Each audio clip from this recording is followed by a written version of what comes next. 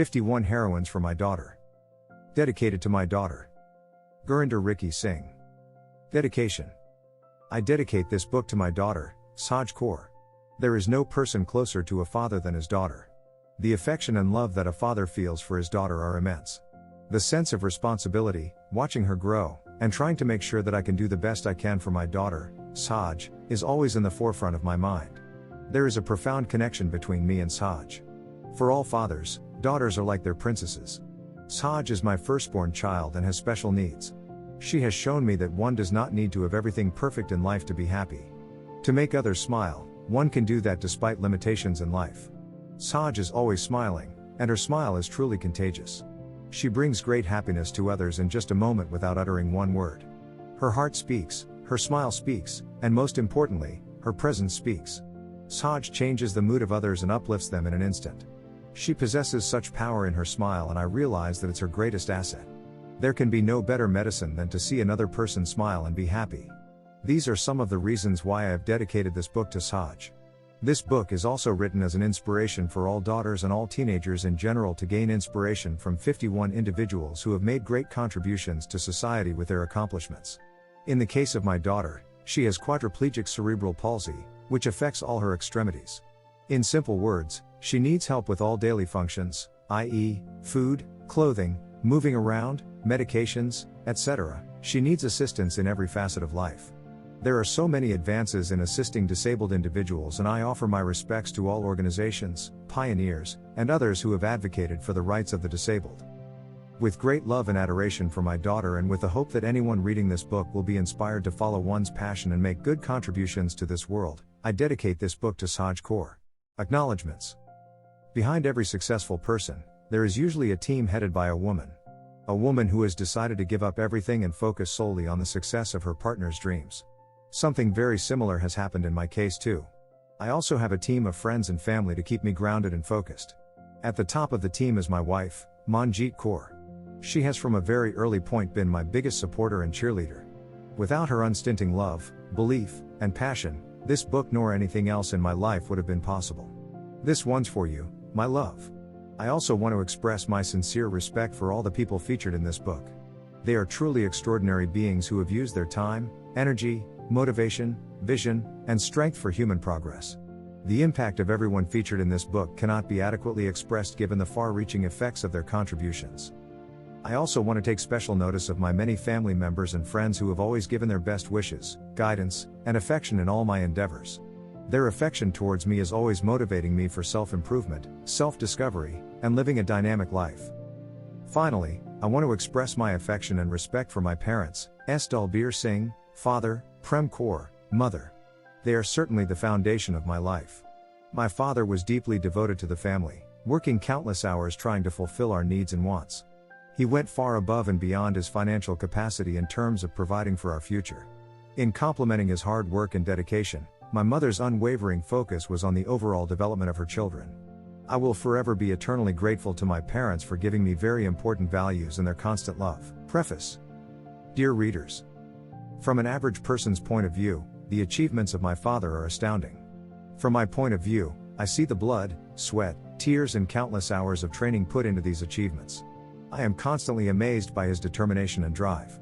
My father's preparation skills are truly noteworthy, as he will prepare for extended periods to ensure he achieves his goals. He will exhaust every resource available to get the best possible result while reducing the probability of injury. His accomplishment of major goals, like summiting Mount Everest, is a testament to the fact that he makes the best use of time, resources, guidance, and keeping attention to not getting injured. Some of my father's accomplishments include running 50 marathons in 50 states, climbing Mount Everest, running 135 miles in Brazil, crew for a 135-mile race in Death Valley, running on multiple occasions for 24 hours, and long-distance running such as a 100-miler, countless other ultras, and running multiple successful businesses simultaneously while being a great father and still having time for his family and friends. What more could anyone ask for in a father? While he was preparing for Mount Everest, he went to Nepal 5 times to train. Even on single trips to Nepal, he would climb and descend multiple times to obtain the proper acclimation to the altitude, going slightly higher each time. Although this was financially a bit more expensive, this was the safest possible way to summit Mount Everest and minimize the risk of serious injury. In preparation for his 135-mile race in Brazil, the first thing he did was get in contact with others who had run the race.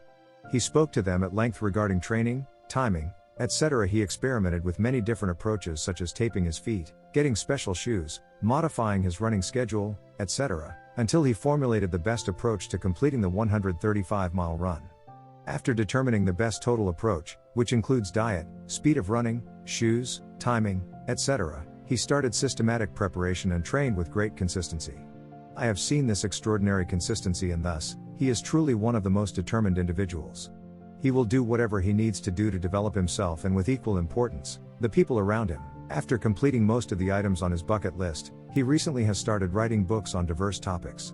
His journey continues with a deep desire to help others grow by sharing his knowledge, experiences, and interesting perspectives on many relevant topics. These topics include financial power, running, climbing, and a plethora of many other areas. His mission is to help as many people as possible by reaching out to them using a variety of means. To that effect, this book is about 51 extraordinary individuals that have helped shape the world in countless ways. Their lives and ideas can be of great guidance to youth everywhere. The younger generation certainly needs the best guidance, and this book can provide it in a truly straightforward way. I am truly impressed with my father's dedication, and I also express my love and respect for him in this preface. Udavar Singh.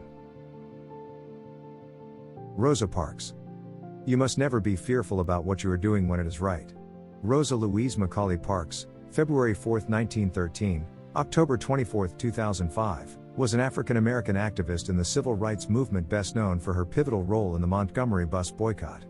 The United States Congress has honored her as the First Lady of Civil Rights and the Mother of the Freedom Movement.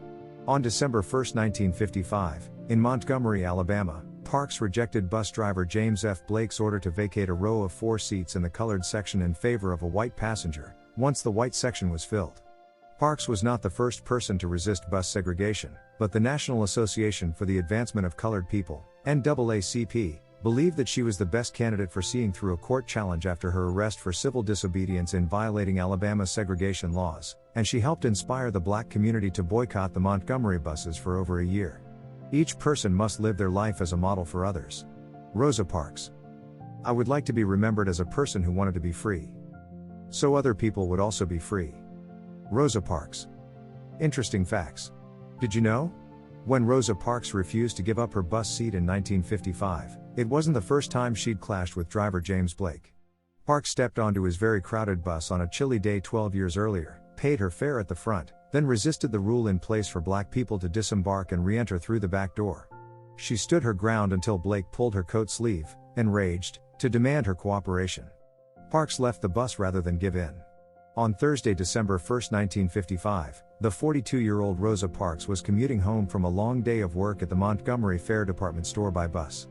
Black residents of Montgomery often avoided municipal buses if possible because they found the Negroes in back policy so demeaning. Nonetheless, 70% or more riders on a typical day were black, and on this day Rosa Parks was one of them. How many times did Rosa Parks go to jail? Rosa Parks went to jail twice.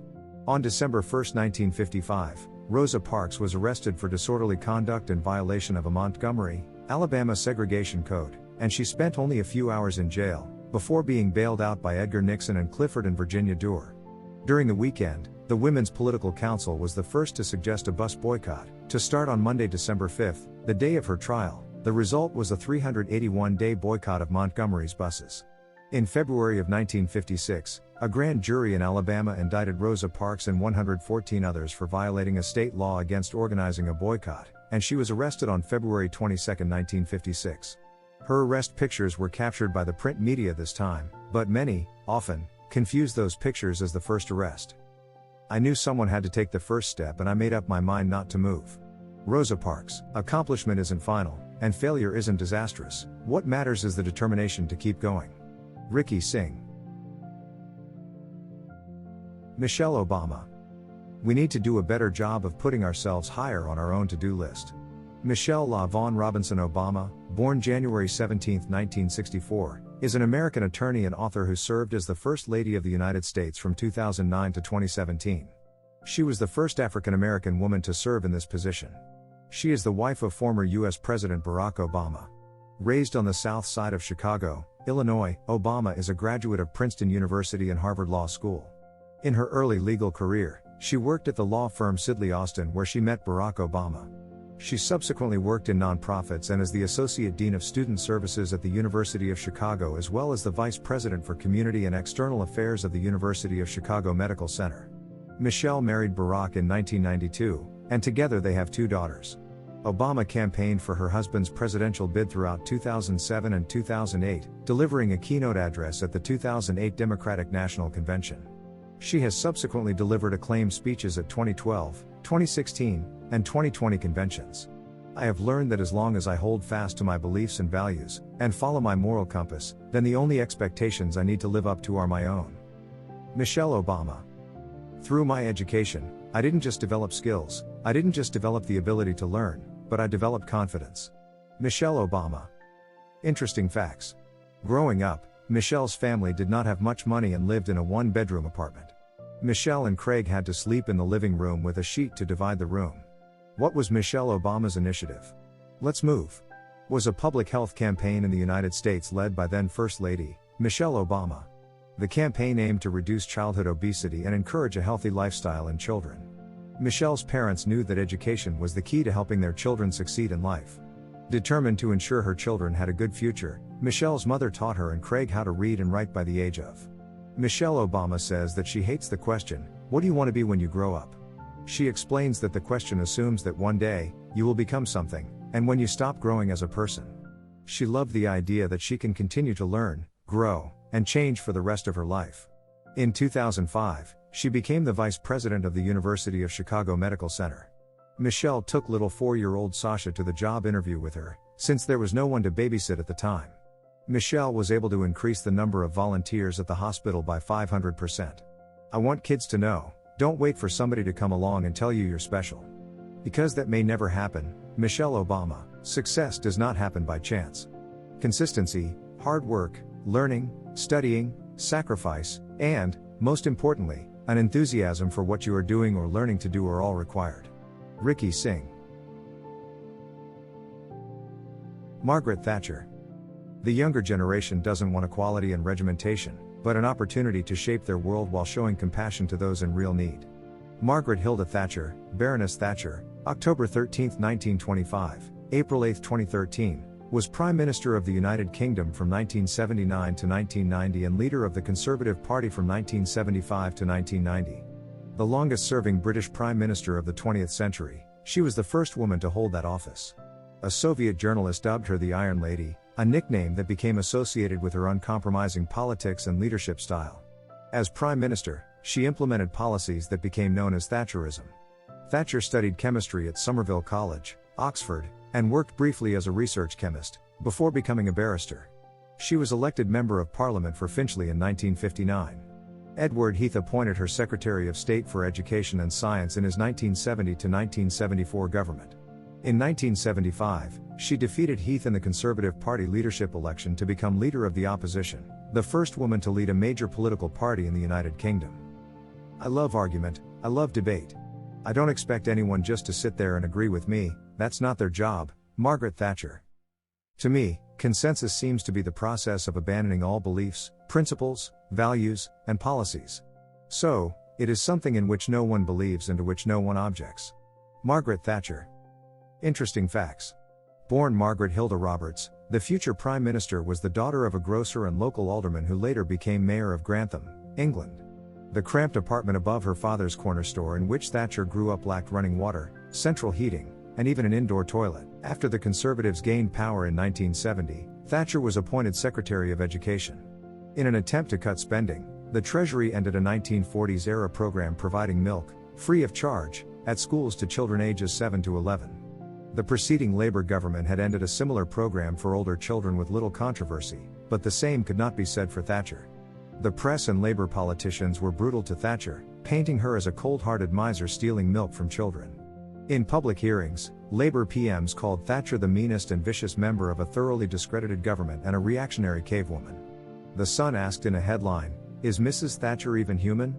Thatcher, milk snatcher was one of the kinder taunts to come from the streets and pubs. Although she allowed free milk deliveries for malnourished schoolchildren who were prescribed it, Thatcher did not budge from her position. Internally, however, she was unnerved by the personal nature of the insults and considered quitting politics. In her autobiography, The Path to Power, she reflected that she had made a miscalculation. I learned a valuable lesson. I had incurred the maximum of political odium for the minimum of political benefit. There will not be a woman prime minister in my lifetime, she told the Finchley Press in 1970. The male population is too prejudiced.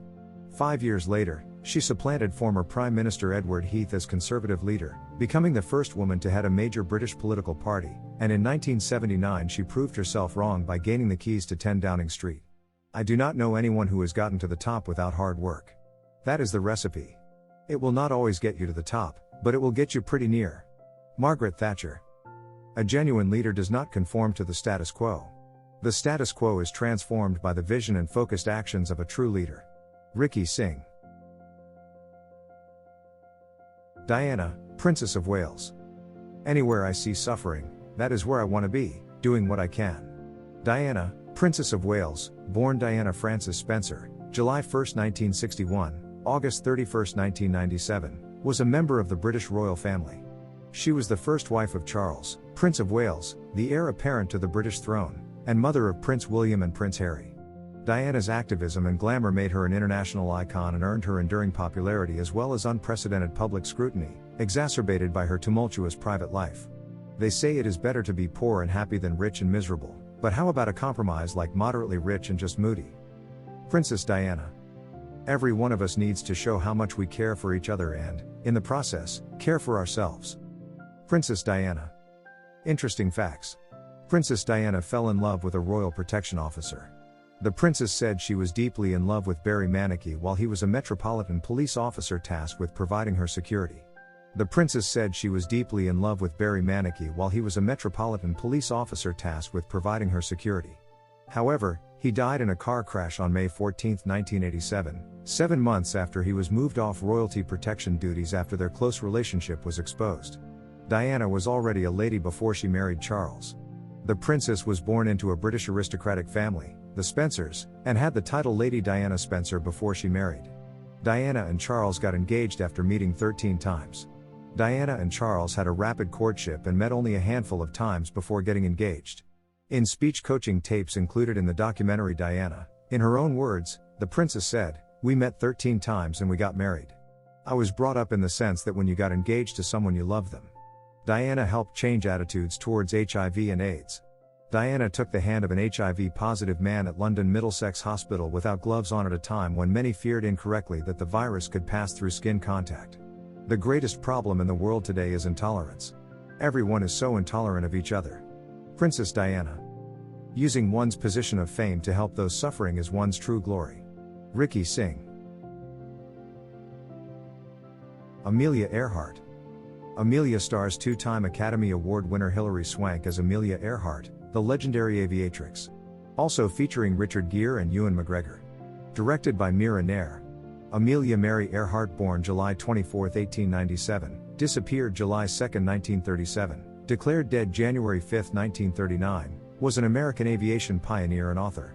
Earhart was the first female aviator to fly solo across the Atlantic Ocean.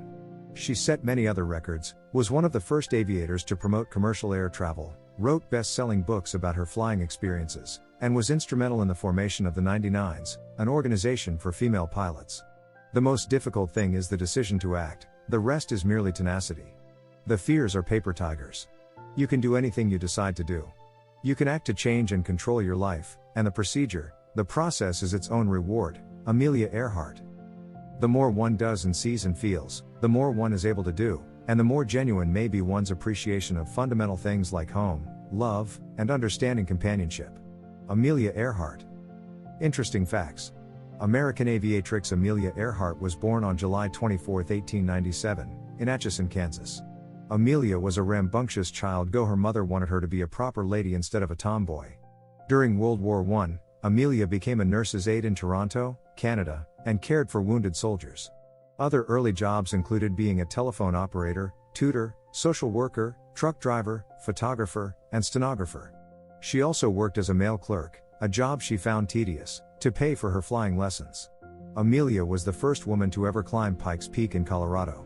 Amelia tried to avoid any kind of conventional female life. After a plane ride at the air show, she decided she would learn to fly in 1928. She was invited to be the first female to fly across the Atlantic, but only as a passenger with pilot Bill Stoltz. Amelia was an instant sensation. To celebrate Amelia Earhart Day, your children can make a simple plane with a clothespin and a couple of craft sticks. Encourage them to paint their creations yellow to match Amelia's first plane, the Yellow Canary. From paper or felt, your kids can also make a brown pilot's hat and aviator's goggles like those Amelia wore. Amelia's final flight to Howland Island was problematic. Overcast skies hindered celestial navigation, and it was discovered later that she was using inaccurate maps. On July 3, U.S. Coast Guard vessel Otska received the last communication from Earhart and launched an immediate search. However, the plane was never found. Some of us have great runways already built for us. If you have one, take off. But if you don't have one, realize it is your responsibility to grab a shovel and build one for yourself and for those who will follow after you. Amelia Earhart. Passion and courage go together. To achieve great heights, a vision to break out of conventional norms is necessary. Ricky Singh. Jane Goodall. Change happens by listening and then starting a dialogue with the people who are doing something you don't believe is right. Dame Jane Morris Goodall DBE, on April 3, 1934, formerly Baroness Jane Van Lovick Goodall, was an English primatologist and anthropologist. Seen as the world's foremost expert on chimpanzees, Goodall is best known for her 60-year study of social and family interactions of wild chimpanzees since she first went to Gombe Stream National Park in Tanzania in 1960, where she witnessed human-like behaviors amongst chimpanzees, including armed conflict. In April 2002, she was named a UN Messenger of Peace. Goodall is an honorary member of the World Future Council. The least I can do is speak out for those who cannot speak for themselves. Jane Goodall. What you do makes a difference, and you have to decide what kind of difference you want to make. Jane Goodall. Interesting facts. Goodall was first introduced to chimpanzees at the tender age of 1 when she was gifted a toy chimp by her father. Its name is Jubilee, and it remains on Goodall's dresser to this day. Jane met her first chimpanzee on her first birthday. From that day forward, the stuffed ape named Jubilee accompanied the little girl on all her adventures, inspiring the love of animals that would one day shift our views on animal intelligence. She founded the Jane Goodall Institute to benefit the people in Africa who are living in poverty, and to spread the word about conserving animals in nature. Jane has founded several educational programs, including Roots and Shoots, and environmental education programs for young people. In 2002, Jane's work got the attention of the United Nations. When then Secretary General Kofi Annan appointed her as United Nations Messenger of Peace. She was reappointed in 2007. Jane was the first scientist to give names to her research subjects instead of the conventional practice of assigning them numbers. My mission is to create a world where we can live in harmony with nature. And can I do that alone? No. So there is a whole army of youth that can do it. So I suppose my mission is to reach as many of those young people as I can through my efforts. Jane Goodall. Passion to understand and work with animals indicates a deep respect for all living creatures. We must live in harmony with them all. Ricky Singh. Ruth Handler. The doll had an adult-shaped body, the thing that I had been trying to describe for years, and our guys said it couldn't be done. Ruth Mariana Handler, née Moscow, November 4, 1916, April 27, 2002, was an American businesswoman and inventor. She served as the president of the toy manufacturer Mattel Incorporated in 1959. She invented the Barbie doll, which sold over 1 billion toys worldwide. She was the founder and president of the world's largest toy company, which at its peak had 18,000 employees and annual sales of over $300 million. In 1974, the Handlers were forced to resign from Mattel, and in 1978 Ruth Handler was convicted of false reporting to the Securities and Exchange Commission. They were using the dolls to project the dreams of their futures as adult women. Ruth Handler.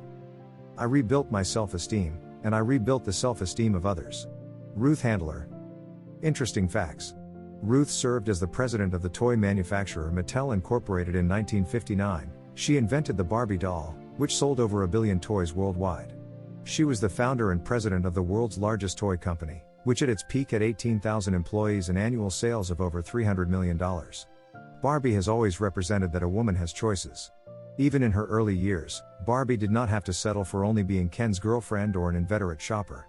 She had the clothes, for example, to launch a career as a nurse, a stewardess, a nightclub singer. The choices Barbie represents help the doll catch on initially, not just with daughters, who would one day make up the first major wave of women in management and professionals, but also with mothers. Barbie is one of the most iconic consumer products ever made. The fashion doll was created in 1959. And since then, over 1 billion have been sold in toy aisles across the world. Her popularity, the 11-inch plastic doll with an adult figure, has been criticized for having unrealistic body proportions. They say that Barbie is so disproportionate that if she was made into a real woman, she would topple over. The idea is that she's pushed an unattainable image of female beauty on generations of girls. So, it comes as a surprise to some that Barbie was created by a woman, Ruth Handler, who was the youngest of 10 children born in 1916 to Polish Jewish immigrants in the United States. Ruth got the idea for Barbie on a trip to Europe, where she encountered a doll that looks like a grown woman. In 1970, tragedy struck. Ruth was diagnosed with breast cancer and underwent a double mastectomy. In her post-surgery search for a prosthetic, Handler was dissatisfied with the existing options. So she decided to design one herself. We didn't know how to run a business, but we had dreams and talent. Ruth Handler. Increasing a girl's self-esteem is good.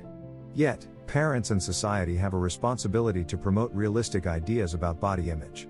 Ricky Singh. Dr. Elizabeth Blackwell. I must have something to engross my thoughts, some object in life that will fill this vacuum, and prevent this sad wearing away of the heart. Elizabeth Blackwell, February 3, 1821, May 31, 1910, was a British physician, notable as the first woman to receive a medical degree in the United States, and the first woman on the medical register of the General Medical Council. Blackwell played an important role in both the United States and the United Kingdom as social awareness and moral reformer, and pioneered in promoting education for women in medicine. Her contributions remain celebrated with the Elizabeth Blackwell Medal, awarded annually to a woman who has made a significant contribution to the promotion of women in medicine. If society will not admit of woman's free development, then society must be remodeled. Elizabeth Blackwell. When life follows the course of our desires, it is easy to be swept along without thought. Elizabeth Blackwell. Interesting facts. Blackwell was steeped in examples of progressive courage from an early age. Despite being in the sugar business, an industry that, in the early 1800s, relied heavily on enslaved people for labor, Blackwell's father was staunchly anti-slavery. When the family moved from England to the United States in 1835, they became active in the American abolitionist movement. Although Elizabeth's family had once been wealthy, they had run into hard times and had immigrated to the United States when Elizabeth was 11 years old. Soon after her father died, Elizabeth spent her teen years knowing what it meant to be meaning. She had deep compassion for others, and her compassion drove her to prepare for medical training. She took a job in teaching, and at night she read medical books. When Elizabeth finally felt she had learned enough to enter medical school, she wrote to 29 schools seeking admission. Most didn't reply, and others replied rudely that women were not meant to be doctors. Finally, a small medical college in New York put her admission to vote of the dean, professors, and students. After several hours of debate, Elizabeth was accepted. Elizabeth had helped her younger sister Emily attend medical school and become a surgeon. Together they worked in the clinic. They saw 300 patients in their first year and 3,000 patients in the second year. Over the next 90 years, more than 1 million patients were seen at the clinic Elizabeth founded. She also wrote numerous articles and gave countless speeches to women about nutrition, the need for clean air and exercise, and the importance of keeping one's body and house clean. She helped found and develop the curriculum for both nursing school and a women's medical college where she was a professor of hygiene. If I were rich, I would not begin private practice, but would only experiment. As, however, I am poor, I have no choice. Elizabeth Blackwell. It takes courage to be a pioneer. The joy of it exceeds many ordinary pursuits of life. Ricky Singh. Mother Teresa. Peace begins with a smile. Mother Mary Teresa Boyaju, August 26, 1910, September 5, 1997, honored in the Catholic Church as Saint Teresa of Calcutta, was an Albanian Indian Roman Catholic nun and missionary. She was born in Skopje, now the capital of North Macedonia, then part of the Kosovo Vilayet of the Ottoman Empire. After living in Skopje for 18 years, she moved to Ireland and then to India, where she lived for most of her life. The hunger for love is much more difficult to remove than the hunger for bread. Mother Teresa. Intense love does not measure, it just gives. Mother Teresa. Interesting facts. Mother Teresa was born Agnes Gonja Boyaju, the daughter of an ethnic Albanian grocer.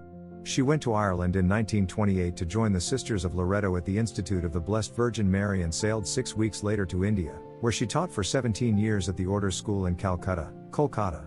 In 1928, at the age of 18, Teresa left home with the aim of becoming a Catholic missionary. She went first to the Loreto Sisters in Ireland. She never saw her family again. In 1929, she traveled to India, where she learned Bengali. She arrived with the equivalent of 5 rupees. Mother Teresa learned and spoke 5 languages fluently. She spoke English, Albanian, Serbo-Croat, Bengali, and Hindi. Mother Teresa founded the Order of the Missionaries of Charity, a Roman Catholic congregation of women dedicated to the poor, particularly to those in India, that opened numerous centers serving the blind, the aged, and the disabled. In 1952 she established Nirmal Ride, Place for the Pure of Heart, a hospice for the terminally ill. Distressed by the sight of poverty and suffering, in 1946, she felt an inner call to serve the poor. 9 Mother Teresa gave up her traditional nun habit and adopted an Indian sari, white with a blue edge. The symbolism of her sari was that it was practical and in harmony with Indian culture. The color blue is associated with Mother Mary. White is associated with truth and purity. The 3 blue bands represent the 3 main vows of the order. If you want a love message to be heard, it has got to be sent out. To keep a lamp burning, we have to keep putting oil in it. Mother Teresa. Love and respect are universal qualities that all people need to give and receive. Service to poor, destitute, and dying people is the ultimate way to serve God. Ricky Singh. Oprah Winfrey. When you undervalue what you do, the world will undervalue who you are. Oprah Winfrey. Oprah Gail Winfrey, born Orpah Gail Winfrey, January 29, 1954, is an American talk show host, television producer, actress, author, and philanthropist. She is best known for her talk show, The Oprah Winfrey Show, broadcast from Chicago, which was the highest-rated television program of its kind in history and ran in national syndication for 25 years, from 1986 to 2011. Dubbed the Queen of All Media, she was the richest African American of the 20th century, was once the world's only black billionaire and the greatest black philanthropist in U.S. history. By 2007, she was sometimes ranked as the most influential woman in the world. The more you praise and celebrate your life, the more there is in life to celebrate. Oprah Winfrey. Real integrity is doing the right thing, knowing that nobody's going to know whether you did it or not. Oprah Winfrey. Interesting facts. In the over 3 decades since the Queen of All Media, who's turning 66 on January 29, became a household name, she's proven that she's a powerhouse at just about everything she puts her mind to. Her first name is spelled Orpah on her birth certificate after a biblical figure in the book of Ruth, but people mispronounced it and Oprah stuck. Winfrey credits her grandmother for guiding her towards success, saying that it was Hattie Mae who encouraged her to speak up in public, giving Winfrey confidence at an early age and a positive sense of self. When she appeared on The Late Show with Stephen Colbert in 2018, she revealed that her intense dislike for gum chewing comes from when she was living with her late grandmother, Hattie Mae Presley Lee. She even stated that her grandmother would try to save gum with the intent of reusing it, and so she would put it on furniture all over the house. Oprah would then bump into it and it would rub up against her. She also admitted she hates it so much that she barred it in her offices. The thing you fear most has no power. Your fear of it is what has the power. Facing the truth really will set you free. Oprah Winfrey. A bright future waits for anyone willing to work hard and create it. Ricky Singh. Susan B. Anthony. I think a girl who can earn her living and pay her way should be as happy as anybody on earth. The sense of independence and security is very sweet. Susan B. Anthony, born Susan Anthony, February 15, 1820, March 13, 1906, was an American social reformer and women's rights activist who played a pivotal role in the women's suffrage movement. Born into a Quaker family committed to social equality, she collected anti-slavery petitions at the age of 17. In 1856, she became the New York State agent for the American Anti-Slavery Society. I declare to you that women must not depend upon the protection of men but must be taught to protect themselves, and there I take my stand. Susan B. Anthony. Men, their rights, and nothing more. Women, their rights, and nothing less. Susan B. Anthony. Interesting facts. Women must have a purse of their own, and how can this be, so long as the wife is denied the right to her individual and joint earnings? Reflections like these caused Susan to see and feel that there was no true freedom for women without the possession of all her property rights. 6. The 19th Amendment giving women the right to vote was named for Susan B. Anthony. Susan B. Anthony was born in 1820. In Adams, Massachusetts, She was from a tight-knit Quaker family who believed in education. The reality was most women were uneducated, could not own property, had few legal rights, and were subservient to men. Susan B. Anthony wanted equal rights under the law for both sexes. Anthony met Elizabeth Cady Stanton, the architect of the first Women's Rights Convention, in Seneca Falls, New York, and the duo teamed up. They were responsible for every right we have as women have today.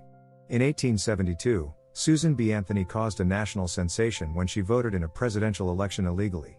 Her trial had an all-male jury, and Anthony was not permitted to speak on her defense. The trial was rigged. Her vote didn't count, but she got great publicity value out of it. Anthony was fined $100, which she never paid. She did, however, continue to spread the word on women's rights throughout the US and Europe. She appeared in front of every Congress from 1869 until 1906, the year she died. Women were finally given the right to vote 16 years after Susan B. Anthony died. Many activists and suffragists argued that women should be free to wear less restrictive clothes than the corsets and heavy underskirts that dominated in those days. To prove their point, many women wore trouser-like bloomers, named for Amelia Bloomer, who advocated them, under their skirts. Following in the footsteps of Stanton, Anthony cut her long, brown hair and started wearing bloomers, albeit somewhat reluctantly. She was ridiculed for her new look and ultimately decided that the negative attention detracted from the message she wanted to convey. She reverted to her old ways after a year. Women must not depend upon the protection of men but must be taught to protect themselves. Susan B. Anthony: equal rights are a moral imperative. Great courage and inner vision are required to fight for one's convictions. Ricky Singh. Eleanor Roosevelt. No one can make you feel inferior without your consent. Anna Eleanor Roosevelt, October 11, 1884, November 7, 1962, was an American political figure, diplomat, and activist. She served as the First Lady of the United States from 1933 to 1945, during her husband President Franklin D. Roosevelt's 4 terms in office, making her the longest-serving First Lady of the United States. Roosevelt served as United States delegate to the United Nations General Assembly from 1945 to 1952. President Harry S. Truman later called her the First Lady of the World in tribute to her human rights achievements. Great minds discuss ideas, average minds discuss events, small minds discuss people. Eleanor Roosevelt. No matter how plain a woman may be, if truth and honesty are written across her face, she will be beautiful. Eleanor Roosevelt. Interesting facts. As a child, Anna Eleanor Roosevelt much preferred her middle name and would usually introduce herself by it as she grew older. Roosevelt wasn't wild about her childhood nickname, either. Her mother, Anna Hall Roosevelt, found the girl comically old-fashioned and often referred to her as Granny. Eleanor's parents were Elliot and Anna Hall Roosevelt. Elliot was the younger brother of Theodore Teddy Roosevelt, the 26th President of the United States. Anna Hall was descended from the Livingston family. The Livingstons, an old Hudson River family, played an important role in the formation of the new republic. One Livingston administered the oath of office to George Washington, another signed the Declaration of Independence, still another became a Supreme Court justice. "Now measure the distance between this chair and that one," she said. After examining the gap separating the sections for white and black attendees, Roosevelt placed her chair an equal distance between them. They were afraid to arrest her, one witness claimed. Very quickly, the public learned that the new First Lady was not like her predecessors in the White House. She was visibly outspoken and actively involved with her husband's policies and programs. When FDR needed someone to explain his latest New Deal reforms to the people, it was Eleanor who took to the radio. If life were predictable, it would cease to be life and be without flavor. Eleanor Roosevelt. Humanitarianism, activism, philanthropy, motherhood, and political involvement all combined in Eleanor Roosevelt. When these combine, powerful societal reforms become possible. Ricky Singh. Florence Nightingale. Very little can be done under the spirit of fear. Florence Nightingale, May 12, 1820, August 13, 1910, was an English social reformer, statistician, and the founder of modern nursing. Nightingale came to prominence while serving as a manager and trainer of nurses during the Crimean War, in which she organized to care for wounded soldiers at Constantinople. She gave nursing a favorable reputation and became an icon of Victorian culture, especially in the persona of the lady with the lamp making rounds of wounded soldiers at night. The greatest heroes are those who do their duty in the daily grind of domestic affairs whilst the world whirls as a maddening dreidel. Florence Nightingale. The most important practical lesson that can be given to nurses is to teach them what to observe. Florence Nightingale. Interesting facts. Florence Nightingale was a pioneer of public health and the founder of modern nursing. At age 24, Nightingale defied her parents' expectations to marry a suitable match and left England to study at the Kaiserswerth Hospital in Dusseldorf, Germany. When she returned from Germany, she took a job as a nurse at a hospital in London, and she was eventually promoted after only a year to be head of nursing there. She improved sanitary conditions so much that she garnered a reputation as a reformer and as an advocate for public health. She is a ministering angel without any exaggeration in these hospitals, the London Times wrote of Nightingale in 1855. As their article added, she could often be observed alone, checking up on the wounded with a little lamp in her hand. Just like that, Nightingale won international acclaim as the benevolent lady with the lamp. During the Crimean War, when the Allied British and the French forces were fighting the Russian Empire, Florence was called in by the Secretary of War, Sidney Herbert, to mobilize nurses and head to the war to help the soldiers. She and her nurses left to find a horrific sight at the military hospital. It was dirty, had rodents, no toilets, and the soldiers were dying of cholera and typhoid more than their injuries. She set to work, mobilizing people to first clean the hospital from top to bottom while she looked into the sick. In the night, she would walk the corridors of the hospital with a lamp checking her patients, hence the name the Lady with the Lamp and the Angel of the Crimea. Best known as the Lady with the Lamp, Florence Nightingale was one of Victorian Britain's most celebrated individuals. Her pioneering use of statistics, unwavering principles, and determination to challenge traditional female roles enabled a transformation of attitudes to nursing and hospitals. I think one's feelings waste themselves in words, they ought all to be distilled into actions that bring results. Florence Nightingale. Passion to alleviate suffering, along with making much needed reforms, is the hallmark of an evolved human being. Ricky Singh. Anne Frank. Human greatness does not lie in wealth or power, but character and goodness. People are just people, and all people have faults and shortcomings, but all of us are born with basic goodness. Anneliese Marie Frank, German pronunciation, June 12, 1929. February 1945, was a German-Dutch diarist of Jewish heritage. One of the most discussed Jewish victims of the Holocaust, she gained fame posthumously with the 1947 publication of The Diary of a Young Girl, originally Het Achterhuis in Dutch, English, The Secret Annex, in which she documents her life in hiding from 1942 to 1944, during the German occupation of the Netherlands in World War II. It is one of the world's best-known books and has been the basis for several plays and films. Everyone has inside of him a piece of good news. The good news is that you don't know how great you can be, how much you can love, what you can accomplish, and what your potential is. Anne Frank. Parents can only give good advice or put them on the right paths, but the final forming of a person's character lies in their own hands. Anne Frank. Interesting facts. Anne's father, Otto, was a German businessman who served in the German army during World War I. In the face of the Nazis' rising anti-Semitism, Otto moved his family to Amsterdam in the autumn of 1933. There, he ran a company that sold spices and pectin for use in the manufacture of jam. Throughout her stay in hiding, Anne wrote a diary. This diary, after her death, would reveal to the world a first-person account of a Jewish girl's experience of the Holocaust, the fear, the hiding, and the hope for a better future. In her triumphant story of the human spirit, we see Anne not only as a victim and a survivor but also as the ordinary kid she so much desired to be. Friends who searched the hiding place at the annex after the family's capture later gave Otto Frank the papers left behind. Among them, he found Anne's diary, which was published as Anne Frank, The Diary of a Young Girl, originally in Dutch, 1947. Anne Frank's diary remains one of the most widely read books across the globe. It's been translated into over 60 languages, and over 30 million copies are in print. The world will never forget the story of Anne Frank and her family and the millions of others who lost their lives in the Holocaust. Parents can only give good advice or put them on the right paths, but the final forming of a person's character lies in their own hands. Anne Frank. Documenting one's experiences in life is a great activity irrespective of circumstances. One never knows how one's writings may impact the world. Ricky Singh. Helen Keller. The best and most beautiful things in the world cannot be seen or even touched, they must be felt with the heart.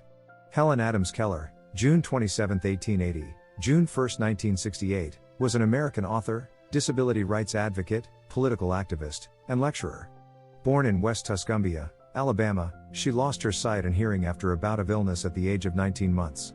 She then communicated primarily using home signs until the age of 7 when she met her first teacher and lifelong companion Anne Sullivan, who taught her language, including reading and writing. Sullivan's first lessons involved spelling words on Keller's hand to show her the names of objects around her. She also learned how to speak and to understand other people's speech using the Tadoma method. After an education at both specialist and mainstream schools, she attended Radcliffe College of Harvard University and became the first deafblind person to earn a Bachelor of Arts degree. She worked for the American Foundation for the Blind, AFB, from 1924 until 1968. Never bend your head. Always hold it high. Look the world straight in the eye. Helen Keller. Optimism is the faith that leads to achievement.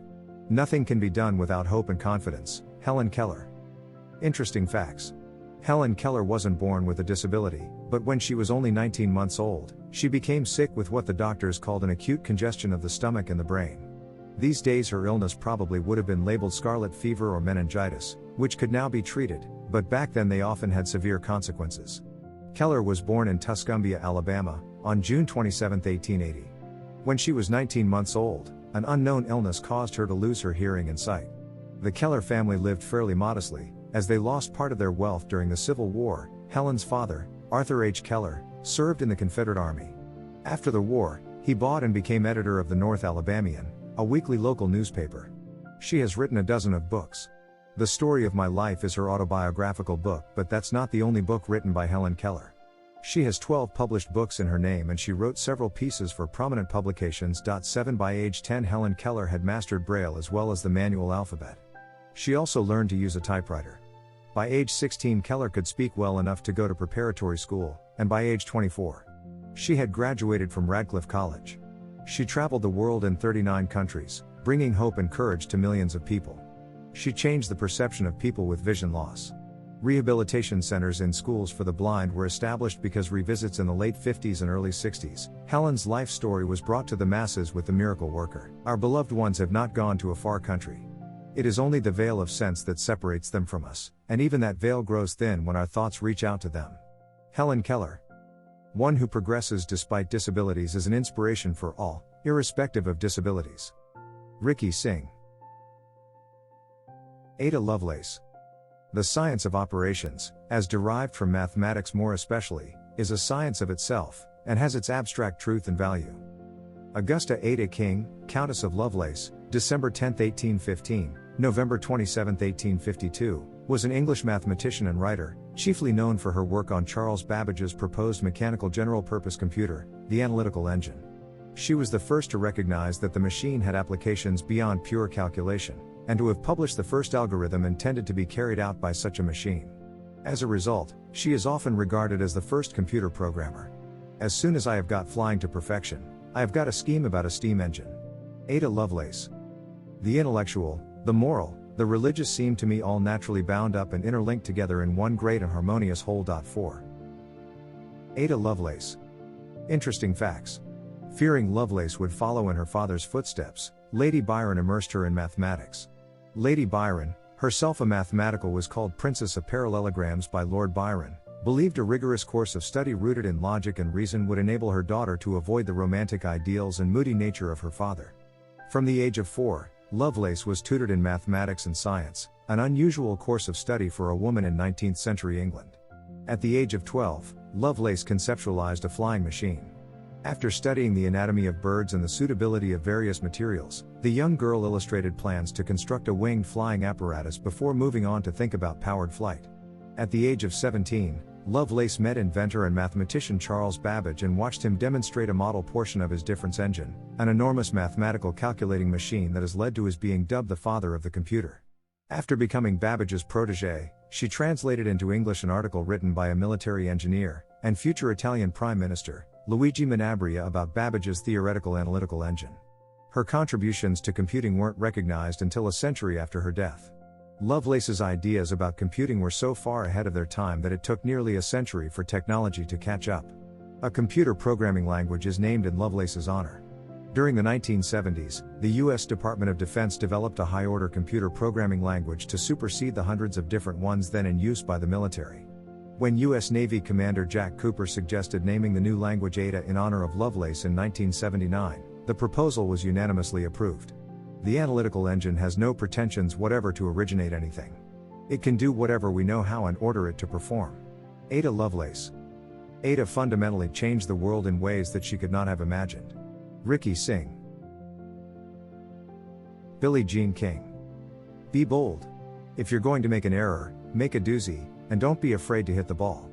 Billie Jean King, November 22, 1943, is an American former world number 1 tennis player. King won 39 Grand Slam titles, 12 in singles, 16 in women's doubles, and 11 in mixed doubles. She often represented the United States in the Federation Cup and the Whiteman Cup. She was a member of the victorious United States team in 7 Federation Cups and 9 Whiteman Cups. For 3 years, she was the United States captain in the Federation Cup. It is very hard to be a female leader. While it is assumed that any man, no matter how tough, has a soft side, and female leader is assumed to be one-dimensional. Billie Jean King. I used to be told if I talked about my sexuality in any way that we wouldn't have a tennis tour. Billie Jean King. Interesting facts. Billie Jean King was born November 22, 1943, in Long Beach, California, the eldest child of Bill and Betty Moffett. Raised in a conservative Methodist family, Billie Jean was very religious as a child and originally expressed desires to become a preacher. Billie Jean's mother was predominantly a homemaker but took part-time jobs selling Tupperware and Avon products while her father was an engineer for the local fire department. Billie Jean King grew up poor. It was hard for her parents to support her. Her father was an engineer for a fire department. Her mother was a housekeeper. Her father had 2 jobs. Her mother sold Tupperware to pay for King's tennis competitions. King's family could not pay to join their local tennis club. Therefore, King learned at public tennis courts. In 1973, King agreed to play former world number 1 Bobby Riggs in a clash that was dubbed the Battle of the Sexes. With $100,000 up for grabs for the winner, a television audience of millions tuned in. As a child, she wanted to grow up to be a preacher. Raised in a conservative Methodist family, Billie Jean was very religious as a child, and originally expressed desires to become a preacher. In 1972, Billie Jean was named Sports Illustrated Sportsperson of the Year, the first woman to be honored as such.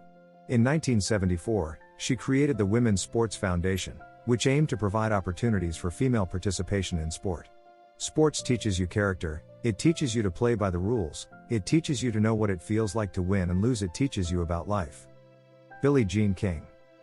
Billie Jean King showed great courage, talent, and perseverance despite many setbacks. Such energy and determination are needed to achieve great heights. Ricky Singh. Emily Dickinson. Hope is the thing with feathers that perches in the soul and sings the tunes without the words, and never stops at all. Find ecstasy in life, the mere sense of living is joy enough. Emily Elizabeth Dickinson, December 10, 1830, May 15, 1886, was an American poet. Little known during her life, she has since been regarded as one of the most important figures in American poetry. Dickinson was born in Amherst, Massachusetts, into a prominent family with strong ties to its community. After studying at the Amherst Academy for 7 years in her youth, she briefly attended the Mount Holyoke Female Seminary before returning to her family's house in Amherst. Hope is the thing with feathers that perches in the soul, and sings the tunes without the words, and never stops at all. Emily Dickinson. The soul should always stand ajar, ready to welcome the ecstatic experience. Emily Dickinson. Interesting facts. Emily Dickinson lived nearly her entire life in Amherst, Massachusetts. She wrote hundreds of poems and letters exploring themes of death, faith, emotions, and truth. As she got older, she became reclusive and eccentric, and parts of her life are still mysteries. Here are 11 things you might not know about Dickinson's life and work. The poems she published during her lifetime were all published anonymously and may have been published without her even knowing. These poems were published in newspapers. Emily hated the idea of selling her poetry and becoming famous. However, she did enjoy sharing her poems with those close to her. One of her closest friends, Susan, received 250 of her poems. Emily Dickinson kept the majority of her work to herself. Only after her death did her sister discover collections of poetry that Dickinson had compiled and refined during her lifetime. She shared her poetry during her life in written correspondence with friends and occasionally asked for guidance from literary advisors such as Thomas Wentworth Higginson. Poems that were published during her lifetime were mainly done so anonymously or without her consent. Dickinson truly invented a unique style with her poetry that disregarded many common literary rules. She experimented with capitalization and allowed sentences to run on. Her work was inspired by the rhythmic devices of religious psalms, but she commonly interspersed her creative pauses within the stanzas.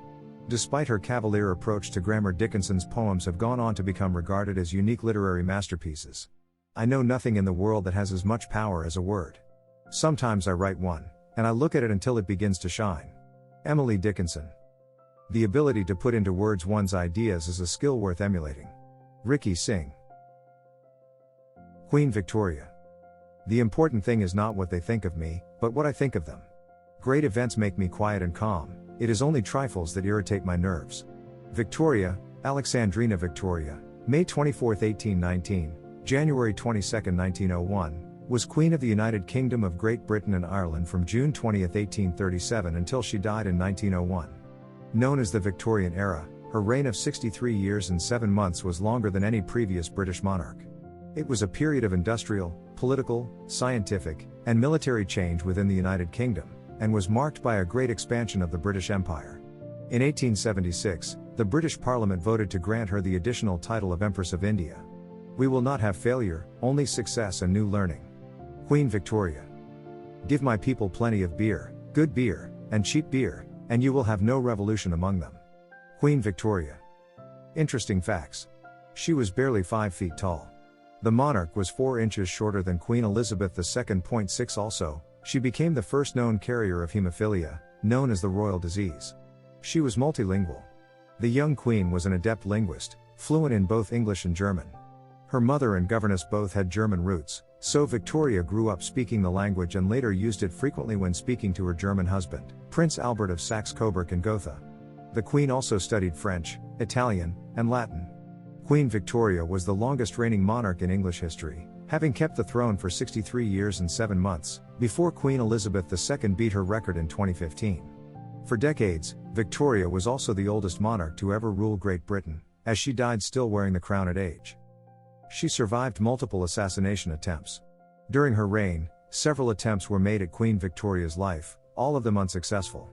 The first notable attempt was made in 1840 when 18-year-old Edward Oxford fired at the Queen's carriage in London. Oxford was accused of high treason for his crime and was ultimately found not guilty for reasons of insanity, according to the History Channel's website. 2 men tried to shoot her in 1842, and in 1849, her carriage was attacked by William Hamilton, an unemployed Irish immigrant who later pled guilty to the crime and was banished for 7 years, history reports. 1 year later, Robert Patay, a former soldier, used an iron-tipped cane to hit the Queen in the head, according to Smithsonian Magazine. We are not interested in the possibilities of defeat, they do not exist. Queen Victoria. Power and responsibility go together. This needs to be realized by all leaders. Ricky Singh. Lucille Ball. One of the things I learned the hard way was that it doesn't pay to get discouraged. Keeping busy and making optimism a way of life can restore your faith in yourself. Lucille Desiree Ball, August 6, 1911, April 26, 1989, was an American actress, comedian, model, studio executive, and producer. She was nominated for 13 Primetime Emmy Awards, winning 5 times, and was the recipient of several other accolades, such as the Golden Globe Cecil B. DeMille Award and 2 stars on the Hollywood Walk of Fame. Ball earned many honors, including the Women in Film Crystal Award, an induction into the Television Hall of Fame, the Lifetime Achievement Award from the Kennedy Center Honors, and the Governor's Award from the Academy of Television Arts and Sciences. The secret of staying young is to live honestly, eat slowly, and lie about your age. Lucille Ball. Love yourself first and everything else falls into line. You have to love yourself to get anything done in this world. Lucille Ball. Interesting facts. At 12, she auditioned for her first role. After being encouraged by her stepfather, Lucille auditioned for a spot in the chorus line of a local stage production. Naturally, she won the role, and that experience led her to seek a career in showbiz. She was the first female to run a major Hollywood studio. Desilu Productions, named for its founders, Lucille and Desi, was formed in 1950. And until its reincorporation into Paramount Television in 1967, it not only produced I Love Lucy, but it also brought Star Trek, Mission Impossible, and The Untouchables to the small screen. If you think school is tough, you should check out what happened to Lucille Ball. In 1926, Ball attended New York's John Murray Anderson School for the Dramatic Arts as a teenager. But she performed poorly. When it came to the moment Ball had to perform in front of her peers, she got too nervous. Vivian Vance was the perfect comedic sidekick to her on-screen best friend Lucy, Lucille Ball, on I Love Lucy. It's well known among fans that Vance hated her co-star, William Frawley, who played her on-screen husband, Fred. However, she and Ball had such great chemistry as friends on-screen that many fans believe the two must have been close in real life. She nearly drowned during the famous grape stomping scene. The other actress involved didn't speak English and some direction was lost in translation, so one held Lucy's head underneath the grape juice. I believe that we're as happy in life as we make up our minds to be. Lucille Ball. Lucille Ball continuously broke barriers for women in the entertainment business. Such strength takes society forward. Ricky Singh. Cleopatra. My honor was not yielded but merely concurred. Cleopatra VII Philopator, 69 BC, 10 August 30 BC, commonly referred to simply as Cleopatra, was queen of the Ptolemaic kingdom of Egypt, and its last active ruler. A member of the Ptolemaic dynasty, she was a descendant of its founder Ptolemy Isoter, a Macedonian Greek general and companion of Alexander the Great. After the death of Cleopatra, Egypt became a province of the Roman Empire, marking the end of the second to last Hellenistic state and the age that had lasted since the reign of Alexander, 336 to 323 BC. Her native language was Koine Greek, and she was the only Ptolemaic ruler to learn the Egyptian language. All strange and terrible events are welcome, but comforts we despise. Cleopatra. I will not be triumphed over, Cleopatra. Interesting facts. While Cleopatra was born in Egypt, her genealogy goes back to Ptolemy Isoter, one of Alexander the Great's generals. Upon Alexander's death in 323 BCE, Ptolemy took control over Egypt, eventually launching a dynasty of Greek-speaking rulers that lasted 3 centuries. Although Cleopatra was not ethnically Egyptian, she understood the need to not seem like a foreigner to her subjects. Consequently, she was the first of the Ptolemaic line to learn Egyptian and adopt many of the country's ancient customs. A 1963 film about her was one of the most expensive movies of all time. The Queen of the Nile has been portrayed on the silver screen by the likes of Claudette Colbert and Sophia Loren, but she was most famously played by Elizabeth Taylor in the 1963 sword and sandal epic Cleopatra. The film was plagued by production problems and script issues, and its budget eventually soared from $2 million to $44 million, including some $200,000 just to cover the cost of Taylor's costumes. It was the most expensive movie ever made at the time of its release, and nearly bankrupted its studio despite raking in a fortune at the box office. If inflation is taken into account, Cleopatra remains one of the priciest movies in history even today. The last true pharaoh of Egypt, Cleopatra VII, 69 to 30 BC, has been immortalized through centuries of art, music, and literature for her great physical beauty and love affairs with Julius Caesar and Mark Antony. Leave the fishing rod, great general, to us sovereigns of Pharos and Canopus. Your game is cities, kings, and continents. Cleopatra. The development of Cleopatra's historical image is a testament to the human need to create icons. How much difference is there between the created icon and the actual person? Ricky Singh. J.K. Rowling. It is our choices, Harry, that show what we truly are, far more than our abilities. Joanne Rowling, July 31, 1965, better known by her pen name J.K. Rowling, is a British author, philanthropist, film producer, and screenwriter. She is the author of the Harry Potter fantasy series, which has won multiple awards and sold more than 500 million copies, becoming the best-selling book series in history. The books are the basis of a popular film series, over which Rowling had overall approval on the scripts and was a producer on the final films. She also writes crime fiction under the pen name Robert Galbraith. If you want to see the true measure of a man, watch how he treats his inferiors, not his equals. J.K. Rowling. There is an expiry date on blaming your parents for steering you in the wrong direction. The moment you are old enough to take the wheel, the responsibility lies with you. J.K. Rowling. Interesting facts. Her real name is Joanna Rowling, but the mysterious K has always been a mystery to her fans and followers. The K stands for Kathleen, her paternal grandmother's name. It was added at her publisher's request, who thought a book by an obviously female author might not appeal to the target audience of young boys. Jo wanted to be a writer from an early age. She wrote her first book at the age of 6, a story about a rabbit, called Rabbit. At just 11, she wrote her first novel, about 7 cursed diamonds and the people who owned them. J.K. Rowling's Harry Potter manuscript was rejected 12 times. The first manuscript of Harry Potter and the Philosopher's Stone was produced by Rowling while sitting in small cafes around Edinburgh. She lived here with her daughter, and they survived off government benefits. Excited about the work, Rowling bound it up into a folder and sent it off to a publishing agent whom she believed could bring it to the rest of the world. Rowling tells of how she was sent back nothing but a slip that read that the agent's list was full, and they were not interested in Harry Potter and the Philosopher's Stone. Rowling graduated from Exeter University with a BA in French and the Classics. She didn't devote too much effort to classes, preferring to read Tolkien and Dickens and listen to albums by the Smiths. This is not to say she was a poor student, however. One professor remembered her as a competent student who gave the appearance of doing what was necessary. It is our choices, Harry, that show what we truly are, far more than our abilities. J.K. Rowling. Fantasy writing is a means of understanding many aspects of life and getting a better perspective on it. Ricky Singh. Martina Navratilova. The mark of great sportsmen is not how good they are at their best, but how good they are their worst. Martina Navratilova, October 18, 1956, is a Czechoslovakian and American former professional tennis player and coach. Widely considered among the greatest tennis players of all time, Navratilova won 18 Grand Slam singles titles, 31 major women's doubles titles, and 10 major mixed doubles titles, for a combined total of 59 major titles, marking the Open-era record for the most Grand Slam titles won by a single player.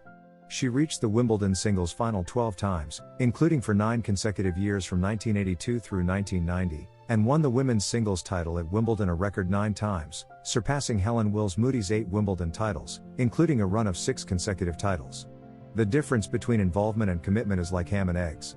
The chicken is involved, the pig is committed. Martina Navratilova. The moment of victory is much too short to live for and nothing else. Martina Navratilova. Interesting facts. Navratilova reached 11 consecutive major singles finals, second all-time only to Steffi Graf's 13, and is the only woman ever to reach 19 consecutive major semifinals. Navratilova also won the season-ending WTA Tour Championships for top-ranked players a record 8 times and made the finals a record 14 times. Navratilova and Evert probably played the highest-scoring women's professional match, when Evert beat Navratilova in the 1979 Colgate International, Eastbourne, England. Evert survived 4 match points in a 3-hour final in 7-5, 5-7, 13-11 score. Navratilova hired Nancy Lieberman to improve her fitness and toughen her mental approach. She also started using Yonex isometric midsize graphite fiberglass composite racket. She became the most dominant player in women's tennis. Martina's grandmother was a tennis player who had represented Czechoslovakia before World War II. Martina picked up the game by spending a lot of time whacking the wall with her grandmother's wooden racket, while watching her mother play during her spare time. During the year 2000, Martina Navratilova mostly toured to play doubles events, but on rare occasions, also singles. She won the mixed doubles titles at the Australian Open and Wimbledon in 2003. This win extended her overall major titles record to 58. Navratilova played her last career match at Wimbledon in 2006, losing in the third round of mixed doubles. Just a month before her 50th birthday, Navratilova won the 2006 US Open mixed doubles title, making it her 41st major doubles title. Just put one foot in front of the other and don't worry about the length of the path. Once you get on that path, and the longer you stay on it, there eventually will come a time when you will not turn back. Martina Navratilova. When one combines physical aptitude with mental strength, a true champion is born. Ricky Singh. Harriet Beecher Stowe. A woman's health is her capital. Harriet Elizabeth Beecher Stowe, June 14, 1811, July 1, 1896, was an American author and abolitionist. She came from the Beecher family, a religious family, and became best known for her novel Uncle Tom's Cabin, 1852, which depicts the harsh conditions experienced by enslaved African Americans.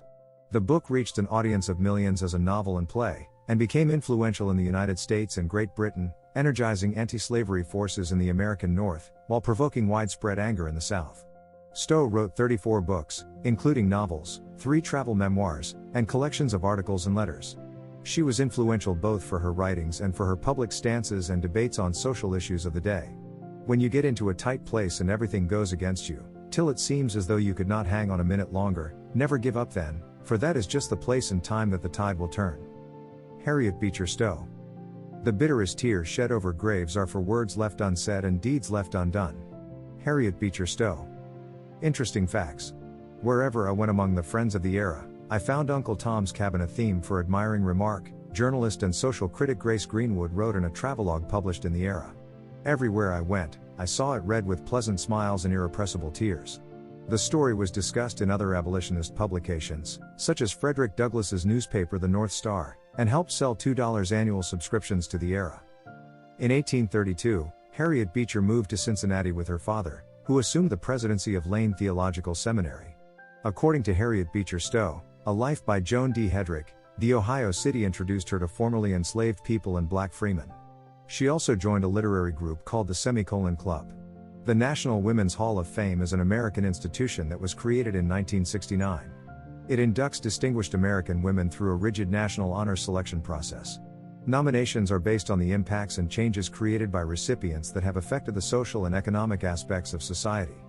Harriet wrote to Gamaliel Bailey, who was at the time the editor of the National Era, an abolitionist newspaper. She told him of her plan to write a story about slavery in June 1851. She released the first installment of her novel titled Uncle Tom's Cabin. An important fact about Harriet Beecher Stowe is that her novel would go on to capture the nation's attention and expose the effects of slavery in Southern America. I feel now that the time comes when even a woman or a child who can speak a word for freedom and humanity is bound to speak. I hope every woman who can write will not be silent.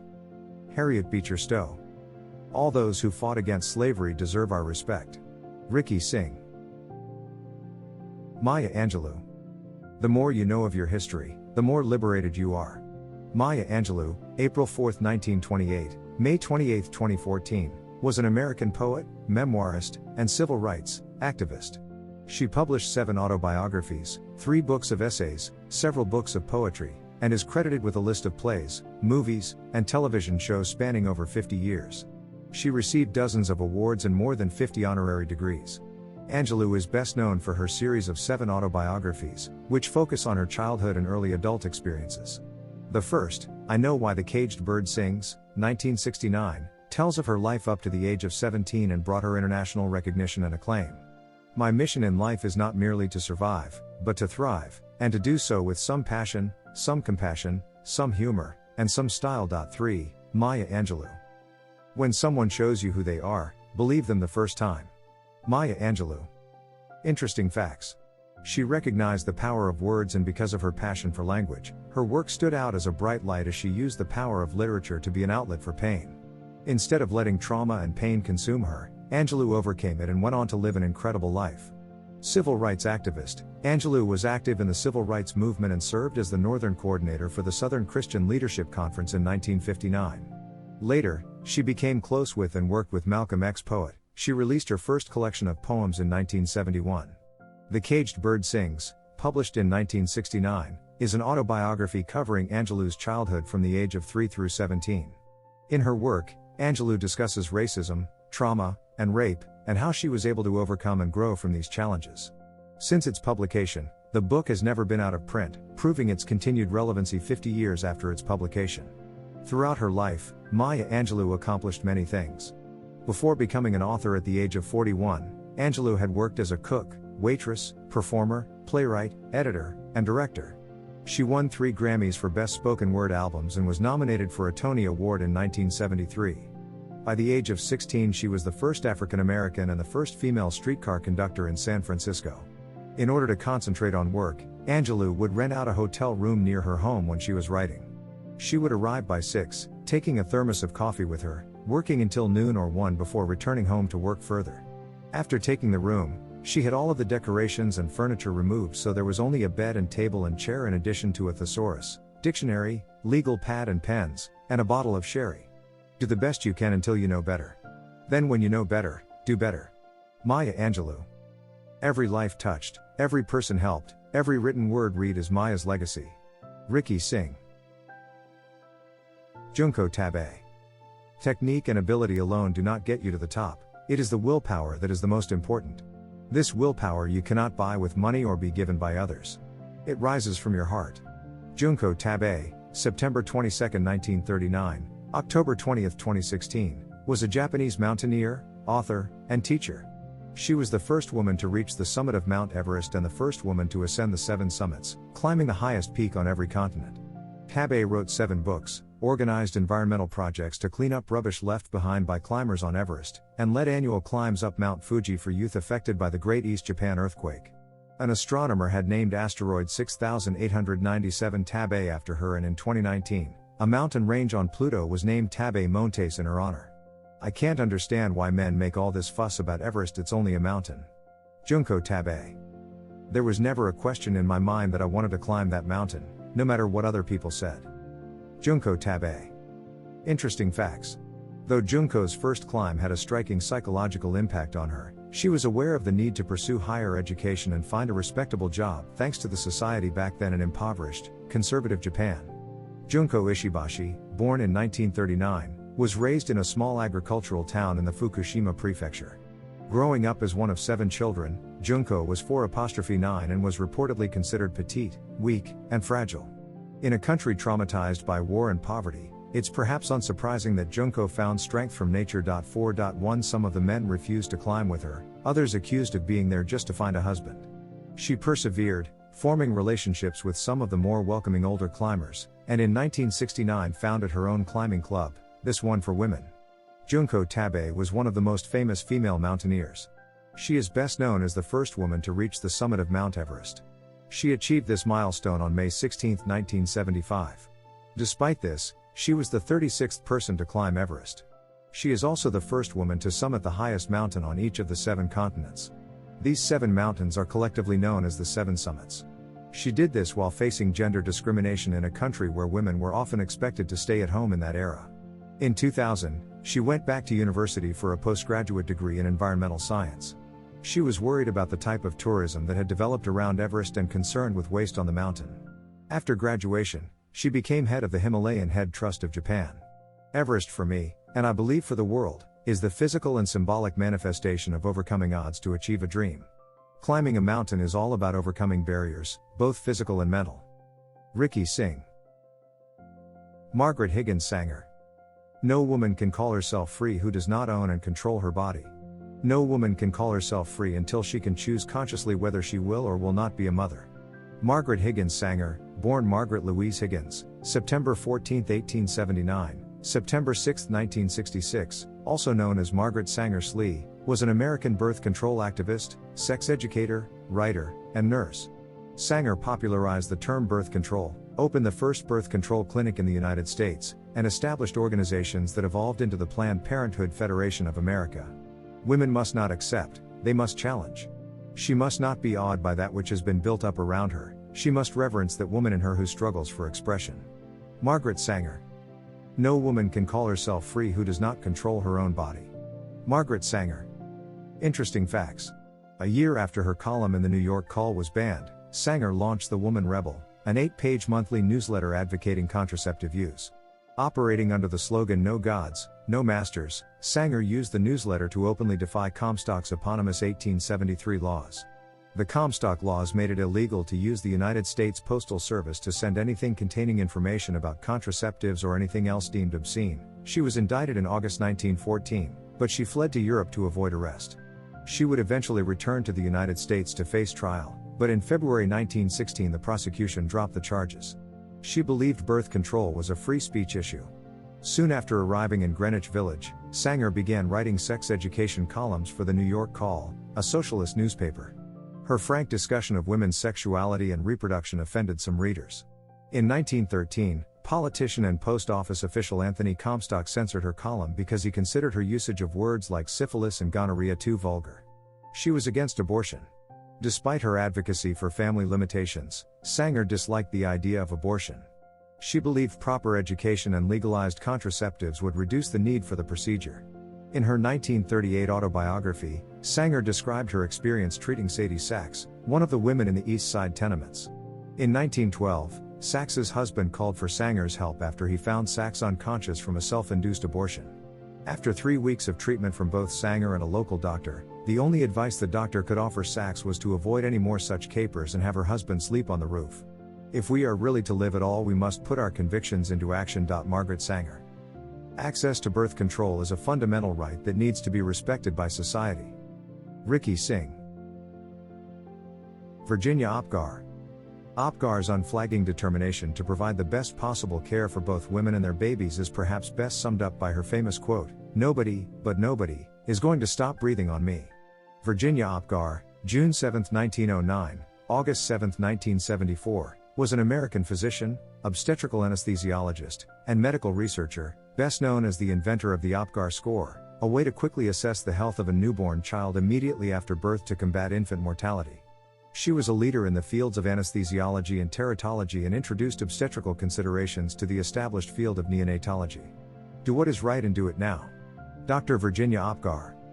Over her incredible career and lifetime, Dr. Opgar published more than 60 papers and a book called Is My Baby All Right? With Joan Beck. Interesting facts. What is the Opgar score? The Opgar score is taken 1 minute after birth to assess how well the infant fared during childbirth and then again at 5 minutes of life. If the 5-minute score is low, the test might be scored a third time at 10 minutes. The assessment covers 5 key areas: skin color, heart rate, grimace response, activity, and respiration. Dr.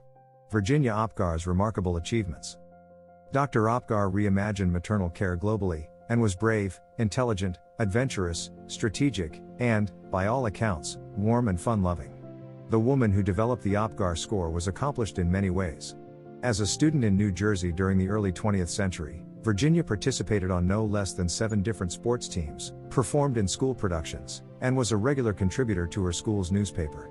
After completing 2 years of a surgical internship at the Columbia University College of Physicians and Surgeons, she studied anesthesiology under Dr. Ralph Waters, an early pioneer in the field. At the time, many medical doctors considered anesthesiology to be beneath them as it was often practiced by nurses. Until 1946, when the validity of anesthesiology as a specialty was recognized within the medical profession, Dr. Opgar had been the sole staff member in the anesthesiology division and even had to write the textbook for her students herself. OPGAR was not an acronym until 1962, when one of her students renamed the areas of focus to suit the letters in her name: appearance, pulse, grimace, activity, and respiration, making it easier to remember. Apparently, Virginia was delighted by this. Every parent owes a debt of gratitude to Virginia Opgar. Ricky Singh. Elizabeth Lizzie Maggie. For generations, the story of Monopoly's Depression-era origins delighted fans almost as much as the board game itself. Elizabeth J. Phillips, May 9, 1866, March 2, 1948, was an American game designer, writer, feminist, and Georgist. She invented the landlord's game, the precursor to Monopoly, to illustrate the teachings of the progressive-era economist Henry George.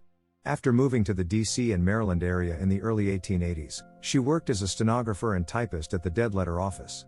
She was also a short story and poetry writer, comedian, stage actress, feminist, and engineer. At the age of 26, Maggie received a patent for her invention that made the typewriting process easier by allowing the paper to go through the rollers more easily. At the time, women were credited with less than 1% of all patents. She also worked as a news reporter for a brief time in the early 1900s. In 1910, at age 44, she married Albert Wallace Phillips. At the turn of the century, the American economy had become dominated by a few wealthy families who owned most of the land and natural resources. Lizzie wanted to educate people about the dangers to society from monopolies but knew that the lesson would be better learned if it was fun. Maggie's key role in inventing Monopoly was unearthed in 1973. Economics professor Ralph Ansbach discovered Maggie's patents. Interesting facts. Elizabeth Maggie was a bold and progressive American game designer who created the landlord's game, a precursor to Monopoly, to illustrate the economic theories of political economist and journalist Henry George. George believed the economic value acquired from land should belong to all members of society equally. Maggie was born in 1866 in Illinois to a forward-thinking political family. Maggie's father, James Maggie, was a newspaper publisher who had accompanied Abraham Lincoln around Illinois in the 1850s when Lincoln was engaging in public debates with American politician Stephen Douglas. James Maggie was also an anti-monopolist and introduced his daughter to Henry George's 1879 text Progress and Poverty, which would later form the backbone of her political beliefs and inspire the creation of the landlord's game. Progress and Poverty were incredibly popular. It outsold all books except the Bible in the 1890s, and continues to be influential in left-wing activism and policy. The text outlined the theory that individuals should own what they have made or created, but that land should belong to the collective. The landlord's game was designed to be a practical demonstration of the system of land grabbing and to demonstrate the outcomes and consequences. Maggie's version featured mock money, deeds, and properties that could be bought and sold, while players needed to borrow money from each other or the bank and pay taxes. Maggie's board also featured the square most popularly associated with Monopoly: Go to Jail. She invented one of the most popular games in history by combining her passion for education and economic theory with a sense of fun and competition. Capitalism and philanthropy must go hand in hand for true human progress. Ricky Singh. Golda Meir. To be or not to be is not a question of compromise. Either you be or you don't be. Golda Meir, born Golda Mabovich, May 3, 1898, December 8, 1978, married name Meyerson/Meyerson between 1917 to 1956, was an Israeli politician, teacher, and kibbutznik who served as the fourth Prime Minister of Israel. Born in Kyiv, she emigrated to the United States as a child with her family in 1906 and was educated there, becoming a teacher. After getting married, she and her husband emigrated to then Palestine in 1921, settling on a kibbutz. Meir was elected Prime Minister of Israel on March 17, 1969, after serving as Labor Minister and Foreign Minister. The world's fourth and Israel's only woman to hold the office of Prime Minister, and the first in any country in the Middle East, she has been described as the Iron Lady of Israeli politics. One cannot and must not try to erase the past merely because it does not fit the present. Golda Meir. Trust yourself. Create the kind of self that you will be happy to live with all your life. Golda Meir. Interesting facts. From her beginnings in the US, when she spoke no English, she rose to valedictorian of her grade school class. Along the way, she organized a fundraiser for textbook fees and founded the American Young Sisters Society. She discovered activism in grade school. Golda got her to start with political activism in the 4th grade when she and her friend Regina Hamburger organized the American Young Sisters Society to raise money to buy textbooks for classmates who couldn't afford them. Their fundraising efforts included some of Golda's first attempts at public speaking, for which she discovered she had a knack. Born to Golda Mabovich in 1898 in Kiev, Ukraine, then part of the Russian Empire, the future Israeli Prime Minister had a genuinely international upbringing. Her family escaped Russia during a time of increased anti-Jewish sentiment and widespread pogroms, violent mob persecutions of Jewish people, when she was 8 years old. Her father, Moshe, left first. He initially sought work in New York City, but then landed in Milwaukee, Wisconsin, where he saved enough money to bring his family over, 3 years after he had arrived. Golda liked Milwaukee. She later wrote of being entranced by her pretty new clothes, by the soda pop and ice cream, and by the excitement of Schuster's department store. Beyond her political achievements, Golda made a sartorial mark by wearing clunky orthopedic shoes, which became known as Natalie Golda, or Golda's shoes. Pairs were supplied to female soldiers for years as part of their uniforms, but they were later phased out, to the relief of many in the army. Those who don't know how to weep with their whole heart, don't know how to laugh either. Golda Meir. Every great leader has two essential qualities: vision and hope. Ricky Singh. Mackenzie Scott. On June 15, 2021, Scott announced another $2.7 billion in giving to 286 organizations. Forbes reported that Scott donated $8.5 billion across 780 organizations in 1 year, July 2020 to July 2021. Mackenzie Scott, formerly Bezos, April 7, 1970, is an American novelist and philanthropist. As of November 2021, she has a net worth of US $62.2 billion, owing to a 4% stake in Amazon. As such, Scott is the third wealthiest woman in the United States and the 21st wealthiest individual in the world. She is known for her involvement in the founding and development of Amazon, as well as her now dissolved marriage to Jeff Bezos. As a child, she loved literature and writing stories. Her first attempt at writing was at the age of 6 when she wrote a 142-page manuscript book that she called The Bookworm. I am a better person when I am writing, and I am probably a better mother because I can focus all that laser attention on these characters rather than worrying about my kids. Mackenzie Scott. Interesting facts. I was stunned. Ruth Simmons, president of Prairie View A&M University, a historically black college in Prairie View, Texas, told The Times after she learned that Scott was giving it $50 million, the biggest gift the university had ever received. She told the paper she thought she had misheard, and the caller had to repeat the number, 50.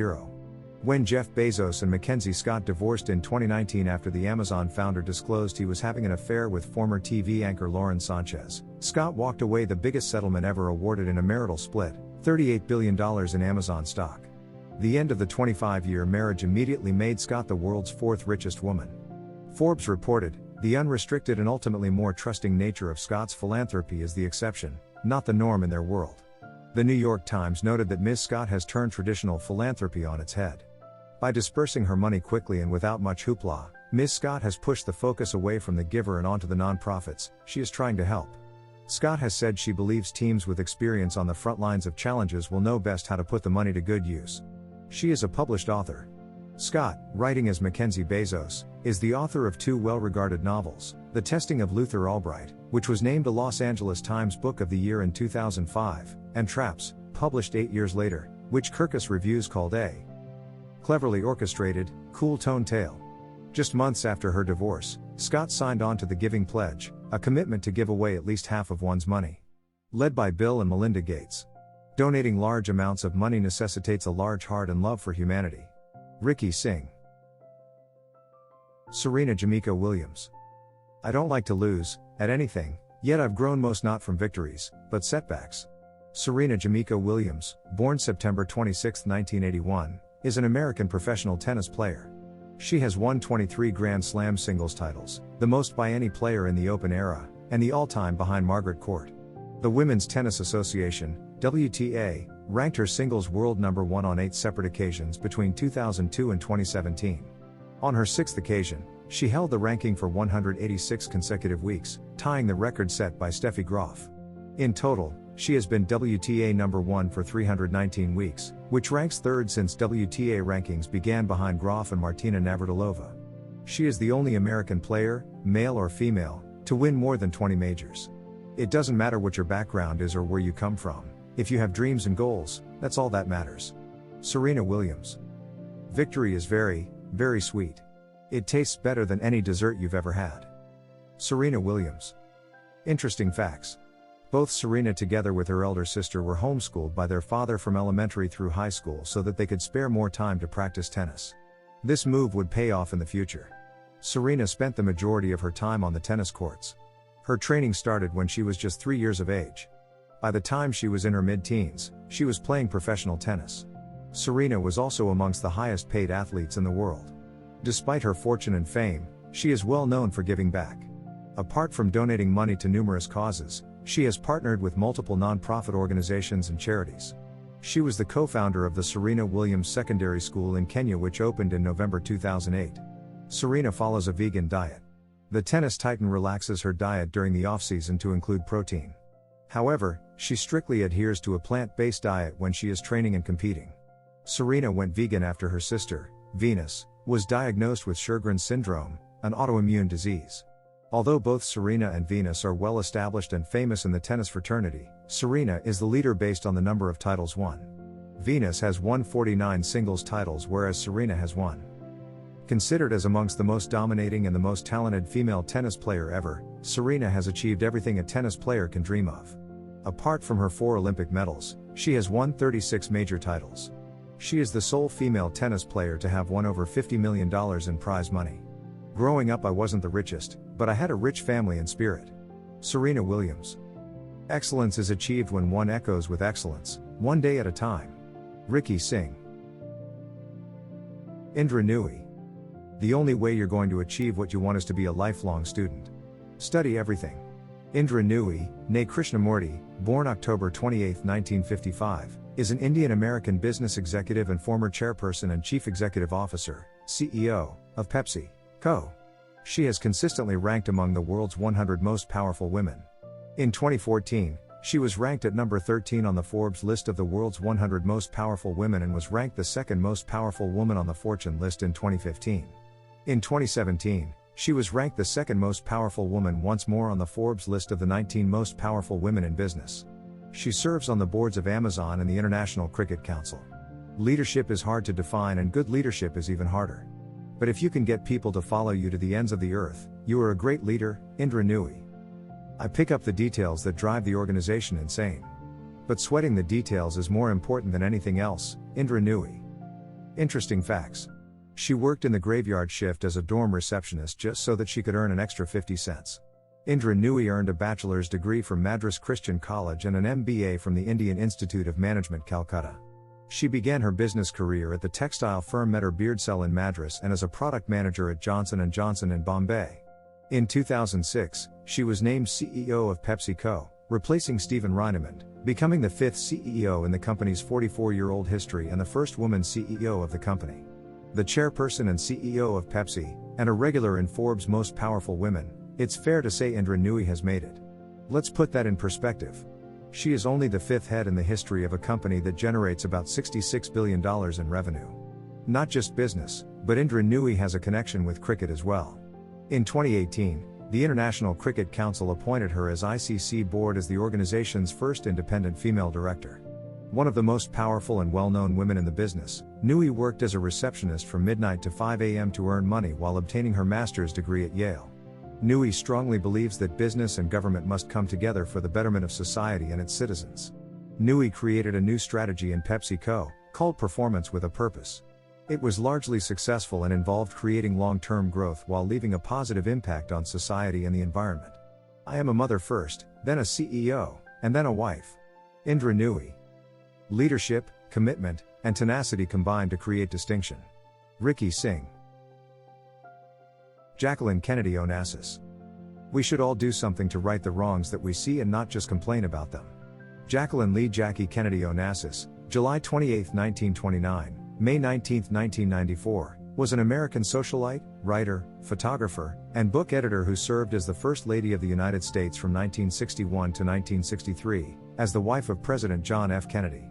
A popular First Lady, she endeared the American public with her fashion sense, devotion to her family, and dedication to the historic preservation of the White House. During her lifetime, she was regarded as an international fashion icon. After graduating with a Bachelor of Arts in French Literature from George Washington University in 1951, Bouvier started working for the Washington Times-Herald as an inquiring photographer. The following year, she met then Congressman John Kennedy at a dinner party in Washington. He was elected to the Senate that same year, and the couple married on September 12, 1953, in Newport, Rhode Island. If you bungle raising your children, I don't think whatever else you do matters very much. Jacqueline Kennedy Onassis. Once you can express yourself, you can tell the world what you want from it. All the changes in the world, for good or evil, were first brought about by words. Jackie Kennedy. Interesting facts. She was born to a wealthy family. Jacqueline Lee Bouvier was born in 1929 in New York, the daughter of a Wall Street stockbroker and a socialite. Her father's favorite daughter, she was widely praised as beautiful, intelligent, and artistic, as well as being a successful horsewoman. She married U.S. Representative John F. Kennedy in 1953. Jackie met John F. Kennedy at a dinner party through a mutual friend in 1952. The pair quickly became smitten, bonding over their shared Catholicism, experiences of living abroad, and enjoyment of reading and writing. Kennedy proposed within 6 months of their meeting, but Jackie was abroad covering Queen Elizabeth II's coronation. Their engagement was announced in June 1953, and the pair married in September 1953, at what was deemed the social event of the year. Widowed, Jackie became the focus of the nation's grief and suffered from bouts of depression. She remarried in 1968 to Aristotle Onassis, a Greek shipping magnate. This decision was met with backlash from the American press and public, who saw Jackie's second marriage as a betrayal of her relationship with the fallen president. She quickly became a fashion icon. As the Kennedys' star began to rise, they faced more scrutiny. Whilst Jackie's beautiful wardrobe was envied the country over, some began to criticize her expensive choices, deeming her out of touch with the people due to her privileged upbringing. Nonetheless, Jackie's legendary personal style has emulated the world over. From her tailored coats and pillbox hats to strapless dresses, she pioneered 2 decades of fashion choices and styles, becoming a much scrutinized trendsetter. If you want things to be right, you have to do them yourself. Jackie Kennedy's success in multiple areas of life is the result of recognizing and using the best opportunities. Ricky Singh. Harriet Tubman. There are 2 things I've got a right to, and these are, death or liberty, one or the other I mean to have. No one will take me back alive. I shall fight for my liberty, and when the time has come for me to go, the Lord will let them kill me. Harriet Tubman, March 1822 – March 10, 1913, was an American abolitionist and political activist. Born into slavery, Tubman escaped and subsequently made some 13 missions to rescue approximately 70 enslaved people, including family and friends, using the network of anti-slavery activists and safe houses known as the Underground Railroad. During the American Civil War, she served as an armed scout and spy for the Union Army. In her later years, Tubman was an activist in the movement for women's suffrage. Lord, I'm going to hold steady on to you and you've got to see me through. Harriet Tubman. Every great dream begins with a dreamer. Harriet Tubman. Interesting facts. While Tubman was still a young child, her owners rented her out to neighbors as a house servant. By the age of 12, she was working in the fields. During this time, she demonstrated her first signs of opposition to slavery and its abuses. She once stepped in to stop her master from beating an enslaved man who had tried to escape. She was hit in the head with a 2-pound weight and never fully recovered from this injury. Throughout her life, she experienced severe headaches and instances in which she would fall into a deep sleep. Born Araminta Minty Ross in Maryland around 1822, Harriet adopted her mother's name after escaping slavery. She lived a remarkably full life, especially for an African American woman of that time period. She lived to the ripe age of 91, dying at a charity home she founded in Auburn, New York. She was buried with full military honors.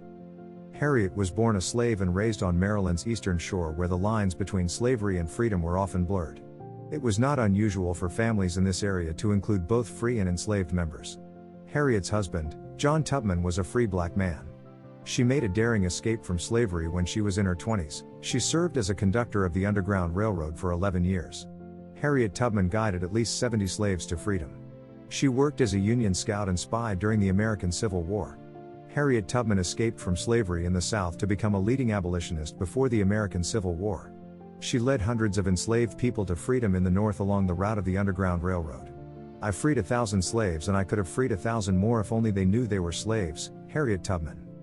The drive to seek freedom has created great leaders who have set the foundation for intergenerational freedom. Ricky Singh. Jacinda Ardern. You can't ask other people to believe you and vote for you if you don't back yourself. Jacinda Kate Laurel Ardern, born July 26, 1980, is a New Zealand politician who has been the 40th Prime Minister of New Zealand and leader of the Labour Party since 2017. She was first elected to the House of Representatives as a list MP in 2008 and has been a Member of Parliament, MP, for Mount Albert since March 2017. Born in Hamilton, Ardern grew up in Morrinsville and Murupara, where she attended a state school. After graduating from the University of Waikato in 2001, Ardern worked as a researcher in the office of Prime Minister Helen Clark. She later worked in London as an advisor in the Cabinet Office. In 2008, Ardern was elected President of the International Union of Socialist Youth. Ardern was first elected as an MP in the 2008 general election when Labour lost power after 9 years. She was later elected to represent the Mount Albert electorate in a by-election on February 25, 2017. Everything I've ever thought about doing has been, in some sense, about helping people, Jacinda Ardern. Probably being in politics is the worst place for me to be. Jacinda Ardern. Interesting facts. Ardern was one of 15 women selected to appear on the cover of the September 2019 issue of British Vogue, by guest editor Meghan, Duchess of Sussex. Forbes magazine has consistently ranked her among the 100 most powerful women in the world, placing 34 in 2021. She was included in the 2019 Time 100 list and shortlisted for Time's 2019 Person of the Year. The magazine later incorrectly speculated that she might win the 2019 Nobel Peace Prize among a listed 6 candidates, for her handling of the Christchurch mosque shootings. In 2020, she was listed by Prospect as the second greatest thinker for the COVID-19 era. On November 19, 2020, Ardern was awarded Harvard University's 2020 Glatesman International Activist Award. She contributed the US $150,000, $216,000 New Zealand dollar, prize money to New Zealanders studying at the university. Before Ardern stepped in, the Labour Party was treading on shaky ground, with former party leader Andrew Little renouncing his position just 7 weeks before the election. As soon as she was voted by her colleagues to take Little's place, Ardern's team began to work on what she called the Campaign of Our Lives, and the term Jacindamania quickly gained traction both in New Zealand and abroad. Raised as a member of the Church of Jesus Christ of Latter-day Saints in New Zealand, Ardern left the church in 2005 at age 25 because, she said, it conflicted with her personal views, in particular her support for gay rights. In January 2017, Ardern identified as agnostic, saying, "I can't see myself being a member of an organized religion again." As Prime Minister in 2019, she met the president of LDS Church, Russell M. Nelson. Back on 19th of March, Ardern closed the country off due to the virus pandemic. Then, on 23rd of March, she announced a nationwide lockdown. This required all non-essential workers to stay at home. Schools, offices, restaurants, bars, places of worship, and even playgrounds were shut as part of the lockdown. And back then, they had fewer than 300 cases. Taking on a leadership role doesn't mean that you only have to be personally ambitious. Jacinda Ardern. The world needs more women in high-level positions. Ricky Singh. Aung San Suu Kyi. It is not power that corrupts but fear. Fear of losing power corrupts those who wield it, and fear of the scourge of power corrupts those who are subject to it. Aung San Suu Kyi, born June 19, 1945, is a Burmese politician, diplomat, author, and a 1991 Nobel Peace Prize laureate who served as State Counselor of Myanmar, equivalent to a Prime Minister, and Minister of Foreign Affairs from 2016 to 2021. She has served as the chairperson of the National League for Democracy, NLD, since 2011, having been the General Secretary from 1988 to 2011. She played a vital role in Myanmar's transition from military junta to partial democracy in 2010. I don't think of myself as unbreakable. Perhaps I'm just rather flexible and adaptable. Aung San Suu Kyi. I think that freedom is sometimes a state of mind. Sometimes, mind you, but not always. Aung San Suu Kyi. Interesting facts. Aung San Suu Kyi was born in Rangoon, Burma, now known as Yangon, Myanmar, as the daughter of General Aung San of the Burma Independence Army, hailed as a hero for playing a part in Burma's independence from Britain. Sadly, he was assassinated when she was only 2 years old. Aung San Suu Kyi was placed under house arrest at her home, during which time she was awarded the Sakharov Prize for Freedom of Thought in 1990, and the Nobel Peace Prize 1 year later.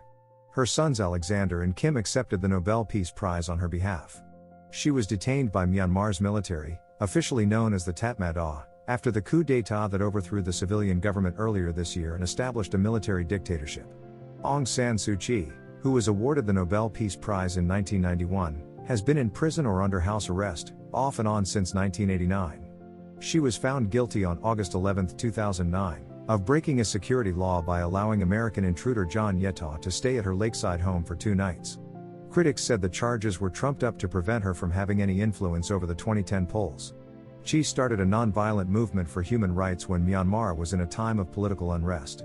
Protests were led by students, office workers, monks, and others to demand democratic reform, were flooding Yangon streets, and something sparked in Aung San Suu Kyi.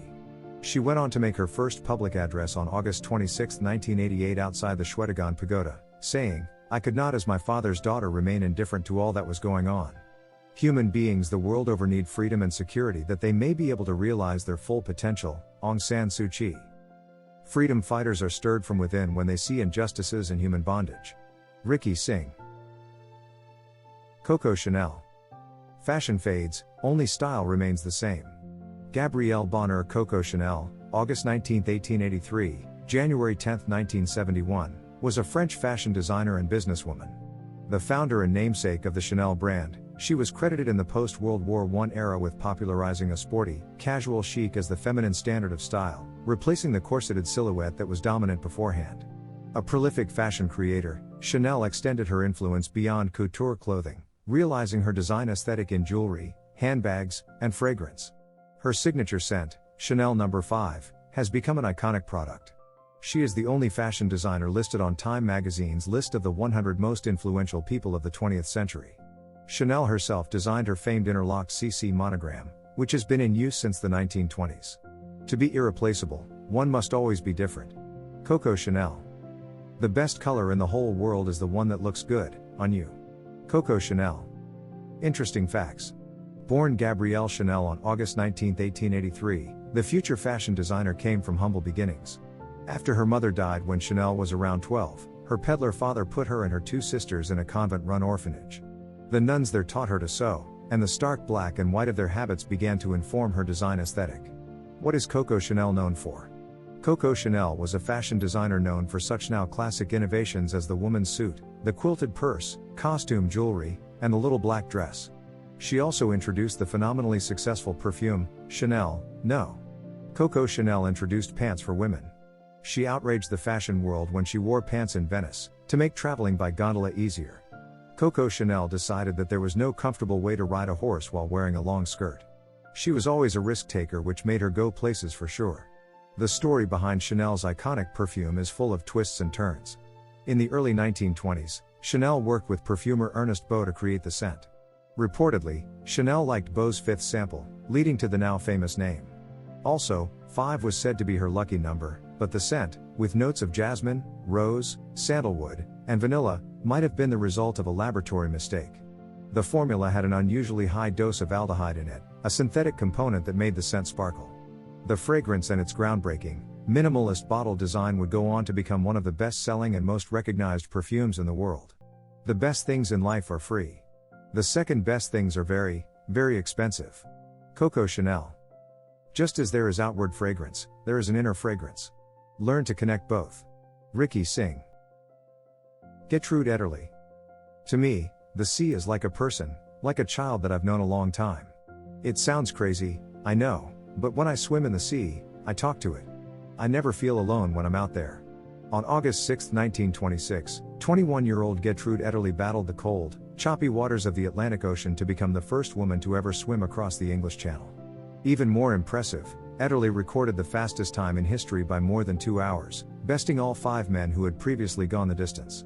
It gets even more spectacular. Because of the especially rough ocean conditions at the time, Ederle tackled at least 14 more miles than she would have had she been able to chart a straight line, 35 versus 21 miles, per the New York Times. But Ederle's truly mind-boggling accomplishment was bigger than one single swim. It made a memorable contribution in an age when many found it difficult to take female athletes seriously, the Times wrote in Ederle's 2003 obituary. Among Ederle's other accomplishments in the sport? Dozens of amateur national and world records, plus 3 Olympic medals in swimming. After her hearing was permanently impaired during the record-breaking swim, she also went on to teach the sport to deaf children. When somebody tells me I cannot do something, that's when I do it. Gertrude Ederle. Slowly I came to know that the depth of our heartbreaks determines the depth of our faith. God gives us everything to conquer the big and the little hurts of life. Gertrude Ederle. Interesting facts. As a teen, Ederle left school to train as a competitive swimmer and joined the Women's Swimming Association. Competing locally, she had her first win at the age of 16, and between 1921 and 1925 she held 29 records. In 1922 she broke 7 records in a single afternoon at Brighton Beach, New York. At the 1924 Olympic Games in Paris, she was a member of the U.S. team that won a gold medal in the 4x100-meter freestyle relay. She also captured bronze medals in the 100-meter and 400-meter freestyle events. In 1925 Ederle made an unsuccessful attempt to swim the English Channel, but the following year she returned to France to try again. In the face of widespread doubt that a woman could accomplish the feat, she set out from Cape Gris near Calais, France, on August 6 and swam the 35 miles, 56 kilometers, to Dover, Kent, England, in 14 hours 31 minutes, beating the men's world record by 1 hour 59 minutes. Ederle was greeted on her return to New York City by a ticker tape parade, and she toured for a time as a professional swimmer. A series of misfortunes, culminating in a serious back injury in 1933, ended her public career for a time, but in 1939 she appeared in Billie Rose's Aquacade at the New York World's Fair. Only 5 men had ever swum the waterway before. The challenges included quickly changing tides, 6-foot waves, frigid temperatures and lots of jellyfish. That day, Ederle not only made it across, but she also beat all of the previous men's times, swimming 35 miles in 14.5 hours. Ederle, whose hearing was permanently impaired while achieving her English Channel triumph, later became a swimming instructor for deaf children. She was inducted into the International Swimming Hall of Fame in 1965 and the Women's Sports Hall of Fame in 1980. People said women couldn't swim the channel, but I proved they could. Gertrude Ederle. The path to achievement is to take determined action with a process-oriented mindset. Ricky Singh. Virginia Woolf. My brain is to me the most unaccountable of machinery, always buzzing, humming, soaring, roaring, diving, and then buried in mud. And why? What's this passion for? Adeline Virginia Woolf Stephen, January 25, 1882, March 28, 1941, was an English writer, considered one of the most important modernist 20th century authors and a pioneer in the use of stream of consciousness as a narrative device. Woolf was born into an affluent household in South Kensington, London, the 7th child of Julia Princep Jackson and Leslie Stephen in a blended family of 8 which included the modernist painter Vanessa Bell. She was homeschooled in English classics and Victorian literature from a young age. Some people go to priests, others to poetry, I to my friends. Virginia Woolf. Why are women so much more interesting to men than men are to women? Virginia Woolf. Interesting facts. She worked as a night school teacher. The death of Virginia's father, Sir Leslie Stephen, in 1904 had left her and her siblings with only a modest inheritance. This was the early 20th century, and for clever, independent women like Virginia, working was often the better option than getting married for money and security. And Virginia worked hard. Along with her journalism work, writing book reviews and articles for various publications, Virginia also took on a part-time job as a night school teacher to supplement her income. Beyond the feminism for which she is known, Woolf's lyrical writing is characterized by and celebrated for her love of experimentation. Indeed, her novels are highly experimental. From the poetic monologues in the waves to the unique temporal structure of To the Lighthouse, all of Woolf's works challenge the idea of a traditional narrative in some way. Woolf was writing nearly a review a week for the Times Literary Supplement in 1918.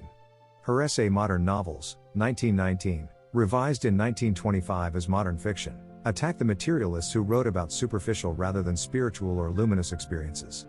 She battled mental illness her whole life. Throughout the entirety of her life, Woolf struggled with mental illness. Spurred on by sexual abuse at the hand of her two half-brothers, Woolf first began battling psychological issues as a child. These issues worsened when her mother and one of her sisters died and were exacerbated by her father's death, which led to her first stay in a mental health facility. As a British author, critic, and essayist, she is known for her famous works, To the Lighthouse, A Room of One's Own, and Mrs. Dalloway.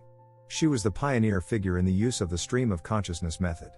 If you do not tell the truth about yourself, you cannot tell it about other people. Virginia Woolf. Great literary works contribute to the evolution of the human mind, which causes humanity to grow. Ricky Singh. Whoopi Goldberg. If you want to be somebody, if you want to go somewhere, you've got to wake up and pay attention. Karen Elaine Johnson, born November 13, 1955, known professionally as Whoopi Goldberg, is an American actor, comedian, author, and television personality. A recipient of numerous accolades, she is one of 16 entertainers to win the EGOT, which includes an Emmy Award, a Grammy Award, an Academy Award, and a Tony Award. Goldberg began her career on stage in 1983 with her one-woman show, Spook Show, which transferred to Broadway under the title Whoopi Goldberg, running from 1984 to 1985. She won a Grammy Award for Best Comedy Album for the recording of the show. I am where I am because I believe in all possibilities. Whoopi Goldberg. My family is Jewish, Buddhist, Baptist, and Catholic. I don't believe in man-made religions. Whoopi Goldberg. Interesting facts. She is equally well known for her humanitarian efforts on behalf of children and the homeless, in support of human rights and education, against substance abuse and AIDS, as well as efforts for other causes and charities. Among her many philanthropic activities, Ms. Goldberg is a United Nations Goodwill Ambassador. Her film breakthrough came in 1985 with her role as Celie, a mistreated woman in the Deep South, in Steven Spielberg's period drama film The Color Purple, for which she won the Golden Globe Award for Best Actress in a Motion Picture, Drama.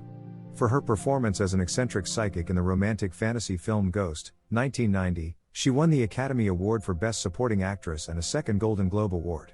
She starred in the comedy Sister Act, 1992, its sequel, Sister Act 2, Back in the Habit, 1993, and Theodore Rex, 1996. She became the highest paid actress at the time. 6 Whoopi's hard work paid off when she was recognized as one of the only 10 people to have won a Grammy, Oscar, Emmy, Daytime Emmy Award as well as a Tony. Goldberg created The Spook Show, a one-woman show composed of different character monologues in 1983. Director Mike Nichols offered to take the show to Broadway.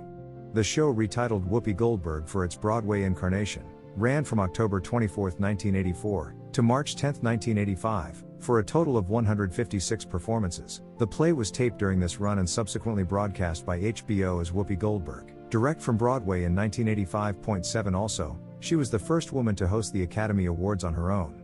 At one time she worked in a mortuary. This sounds kind of grisly, but she was the individual that would make the bodies look decent by putting makeup on them so that they could be presented to loved ones for the funeral.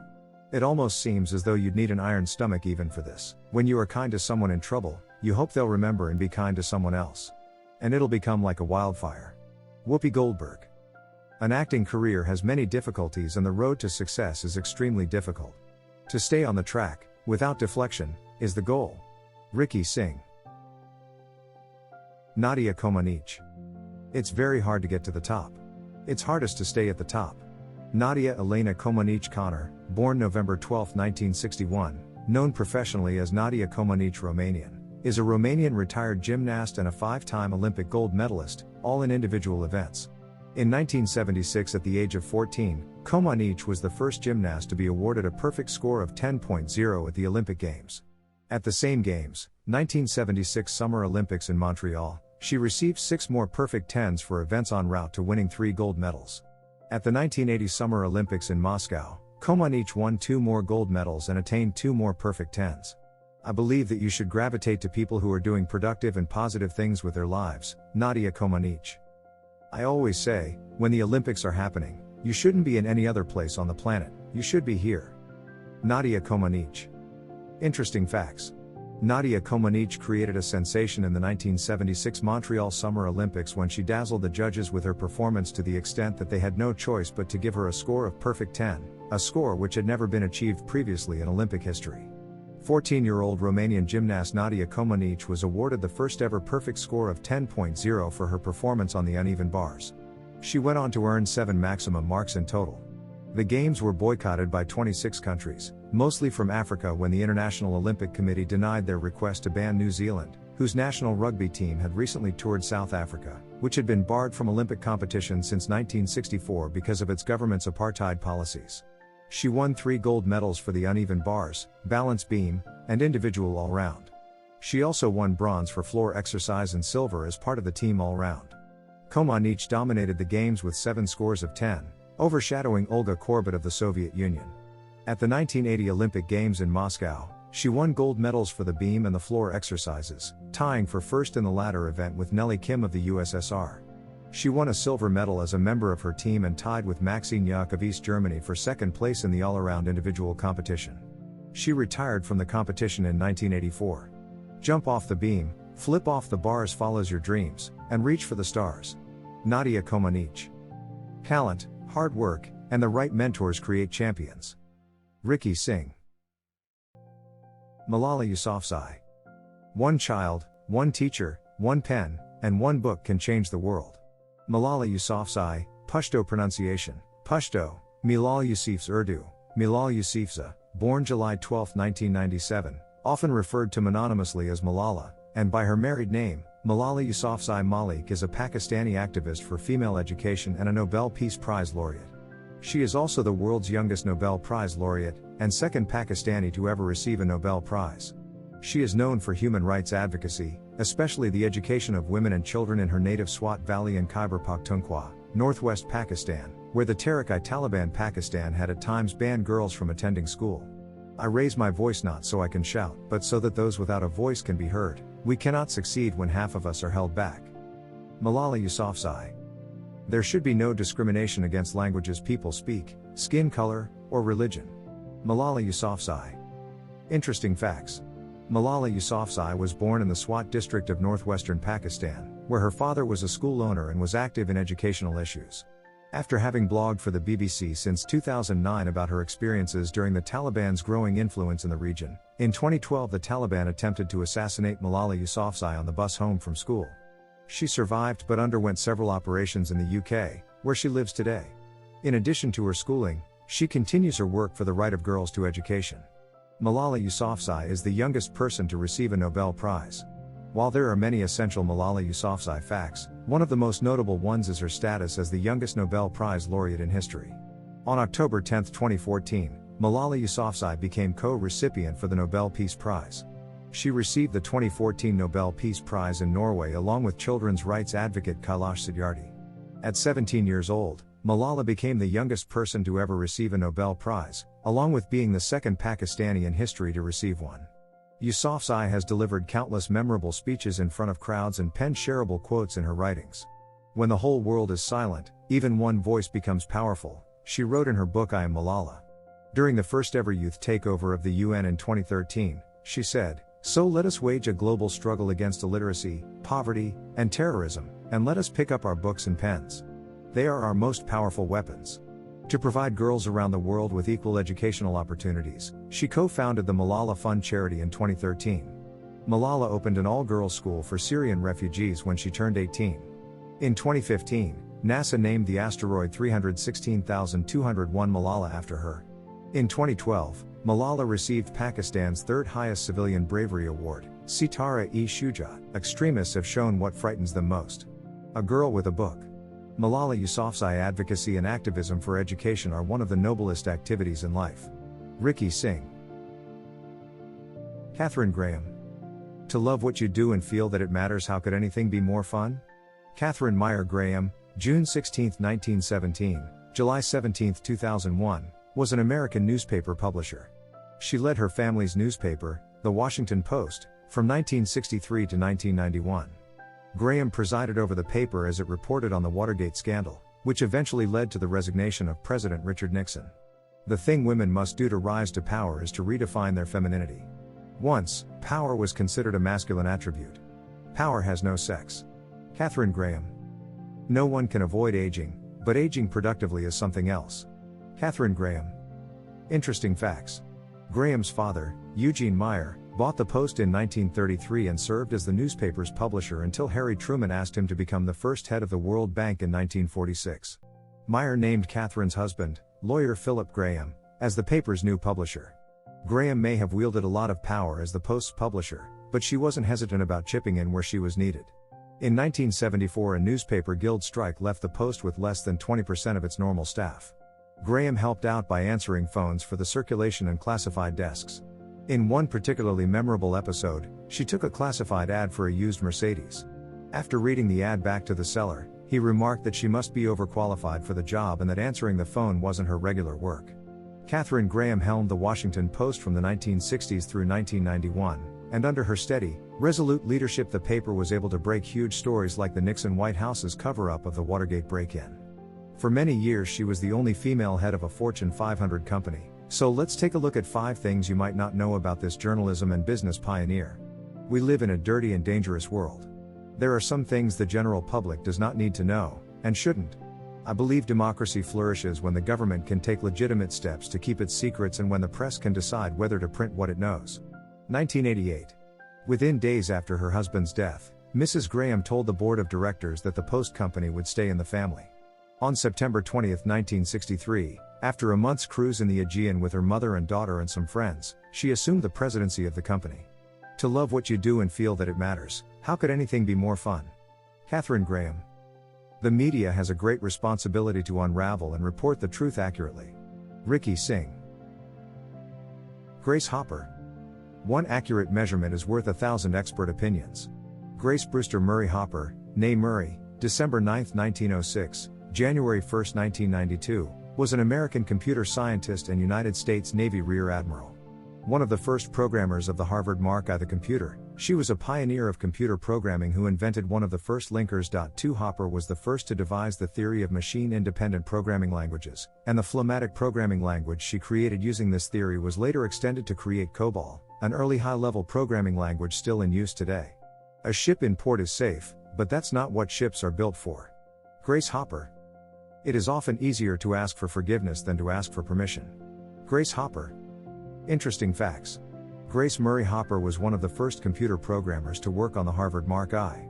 She was also a United States Navy Rear Admiral, helped develop COBOL, one of the first high-level programming languages, and invented the first compiler, a program that translates programming code to machine language. She is credited with coining the terms bug and debug as related to computer errors. One day a computer failure stumped Hopper and her team until she opened the machine and found a moth inside. Taping the moth into her logbook, she wrote, "First actual bug found." She was a big believer in mentorship, once saying, "The most important thing I've accomplished, other than building the compiler, is training young people. They come to me, and say, 'Do you think we can do this?' I say, 'Try it.' And I back 'em up." Her mother once left 7-year-old Grace unattended and returned to discover her inquisitive daughter had made a tour of their home, collected 7 clocks, and dismantled them all. Grace had started by dismantling just one clock to investigate its mechanism. Then she panicked because she didn't know how to put it together again. Trying to figure out how to put a clock together, she got another clock, dismantled it, and put it back together. The Great Depression began in 1928, and by 1931 over 8 million Americans were unemployed. The unemployment rate was 16%. Times were hard, so in 1931 Grace Hopper was delighted to accept work as a mathematics assistant at Vassar College. She took a fresh approach to courses and incorporated ideas from other subjects such as chemistry. Her new approach was rewarded with a surge in the number of students taking math courses. One accurate measurement is worth 1,000 expert opinions. Grace Hopper. Where would we be today without computer languages? Our life revolves around them. Ricky Singh. Ruth Bader Ginsburg. Real change, enduring change, happens one step at a time. Joan Ruth Bader Ginsburg, March 15, 1933, September 18, 2020, was an American lawyer and jurist who served as an Associate Justice of the Supreme Court of the United States from 1993 until she died in 2020.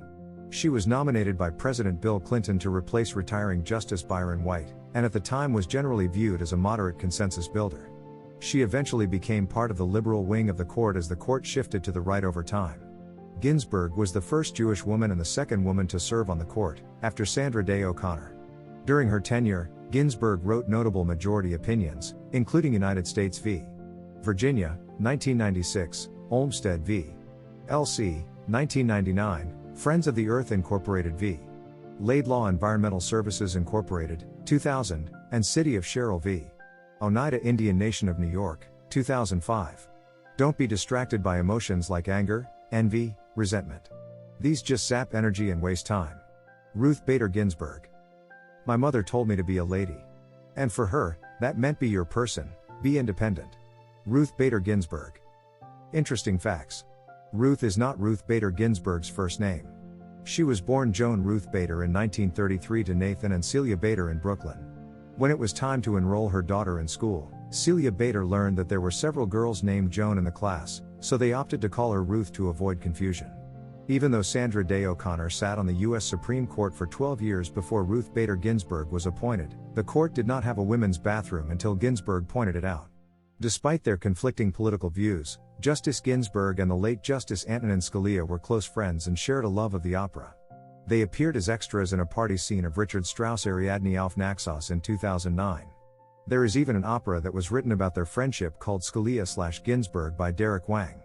Ruth Bader Ginsburg is known as a severe editor of her clerk's writing, even correcting minor punctuation on essays and speeches that will never be spoken or published. The collars are more than a fashion statement, however, Ginsburg wears particular collars to denote her opinion on a ruling. Her majority opinion lace collar was a gift from a former clerk, whereas a mirrored necklace serves as her dissent collar. Ginsburg was 87 years old when she passed and had gone through multiple battles with cancer and a heart operation. Supreme Court Justice Ruth Bader Ginsburg passed away on September 18, 2020.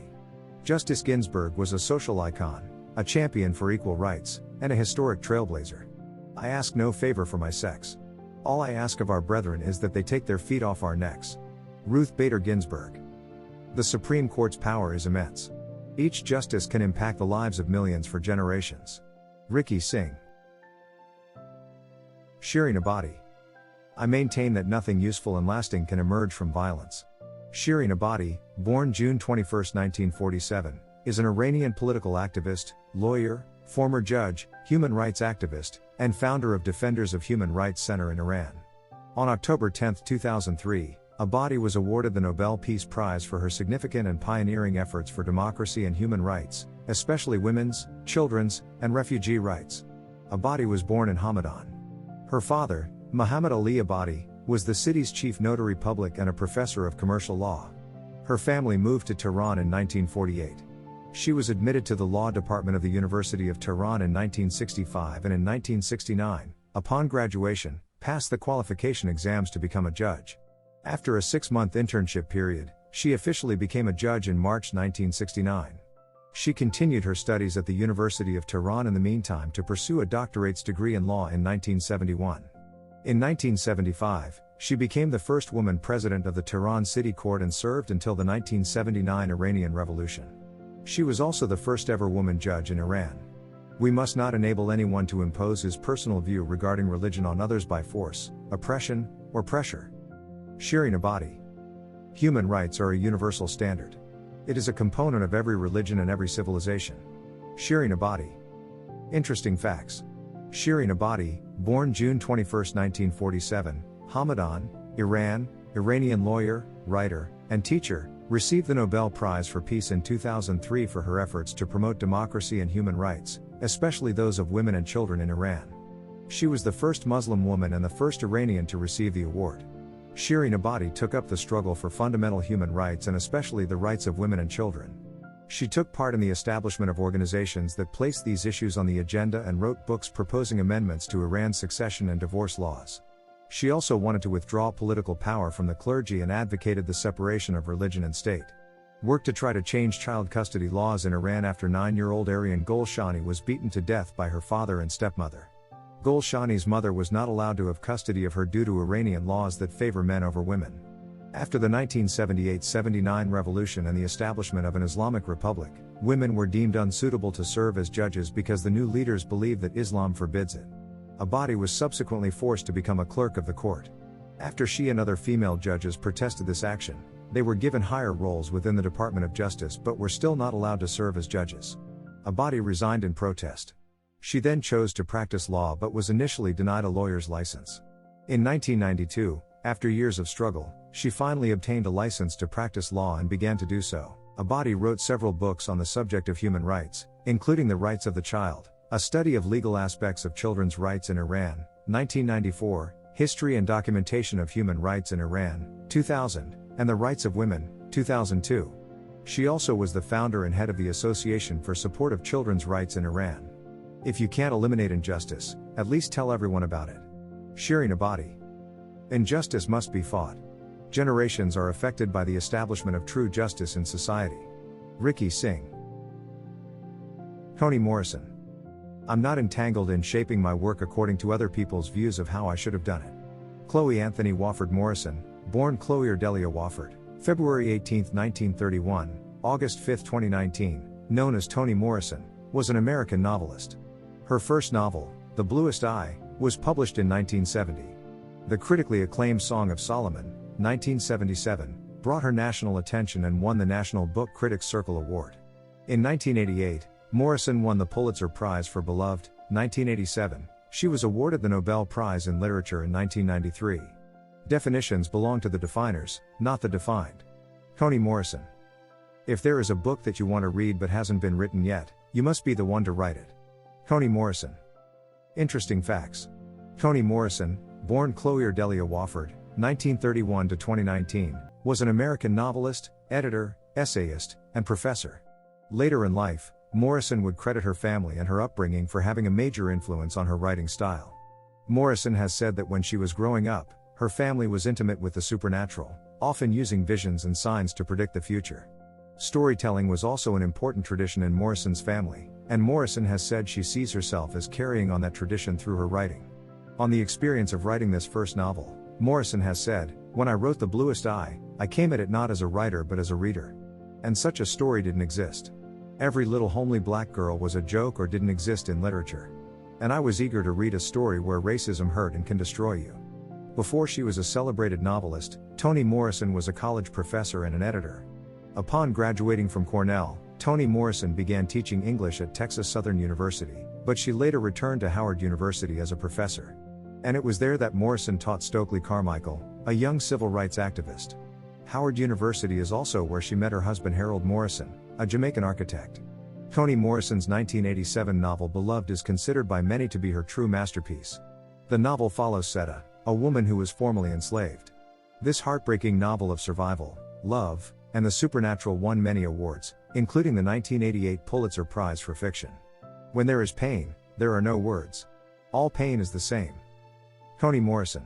Writing is an art that expresses the writer's vision of the human condition. Ricky Singh. Janet Yellen. If there is a job that you feel passionate about, do what you can to pursue that job. If there is a purpose about which you are passionate, dedicate yourself to that purpose. Janet Louise Yellen, born August 13, 1946, is an American economist, educator, and government official serving as the 78th United States Secretary of the Treasury since January 26, 2021. A member of the Democratic Party, she previously served as the 15th chair of the Federal Reserve from 2014 to 2018. Yellen is the first woman to hold either role. She is also a professor emeritus at Haas School of Business at the University of California, Berkeley, and formerly a distinguished fellow in residence at the Brookings Institution. A crucial responsibility of any central bank is to control inflation, the average rate of increase in the prices of a broad group of goods and services. Janet Yellen.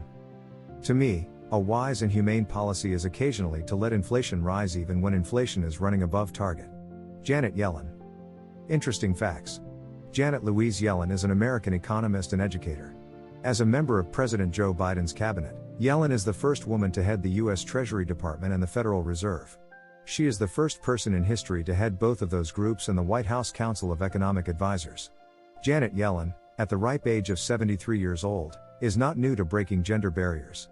She, however, set the bar up high when she was appointed as the first ever female chair of the United States Federal Reserve, the country's prestigious central banking system.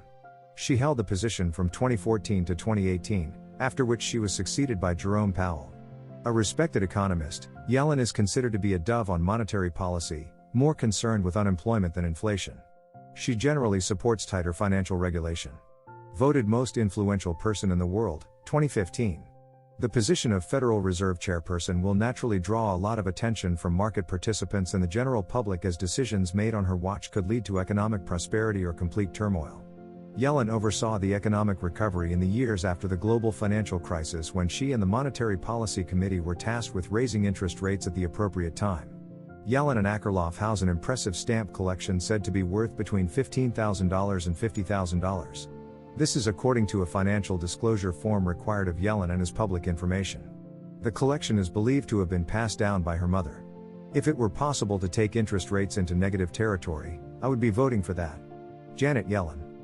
Integrity, knowledge, and excellence are gender blind. People like Janet Yellen show us that there are no limits for determined young women. Ricky Singh. Zaha Hadid. I don't think that architecture is only about shelter, is only about a very simple enclosure. It should be able to excite you, to calm you, to make you think. Dame Zaha Mohammed Hadid, October 31, 1950, March 31, 2016, was an Iraqi-British architect, artist, and designer, recognized as a major figure in architecture of the late 20th and early 21st centuries. Born in Baghdad, Iraq, Hadid studied mathematics as an undergraduate and then enrolled at the Architectural Association School of Architecture in 1972. In search of an alternative system to traditional architectural drawing, and influenced by suprematism and the Russian avant-garde, Hadid adopted painting as a design tool and abstraction as an investigative principle to reinvestigate the aborted and untested experiments of modernism, to unveil new fields of building. A brilliant design will always benefit from the input of others. Zaha Hadid. Education, housing, and hospitals are the most important things for society. Zaha Hadid. Interesting facts. Labeled as the Lady Gaga of architecture, Hadid's infatuation with the design was not only limited to architecture. Her line of shoes was where she could let out all her creative juices without being restrained by the limitations of architectural design. One of her famous shoe designs was known as the Flame. The pair of heels reflected a Zaha-like futuristic appeal reminiscent of parametric forms. Zaha Hadid never stuck to a specific architectural style, as she did not want to limit her creativity to a single movement. Early in her career, she drew inspiration from Kazimir Malevich and the Russian art movement suprematism. Hadid was inspired by Malevich's oeuvre, which was characterized by divided geometric patterns and dynamic energy. By pushing the traditional boundaries of architecture, her early works explored the potential for dynamism and distortion, as did Malevich's paintings. Throughout her life, Hadid spoke openly about the misogyny and racism she encountered as a woman of color working in the world of architecture. In the Matter, where she had won the international competition to come up with the designs for the Cardiff Bay Opera House, the government had refused to pay for the project in the face of opposition from a handful of local politicians.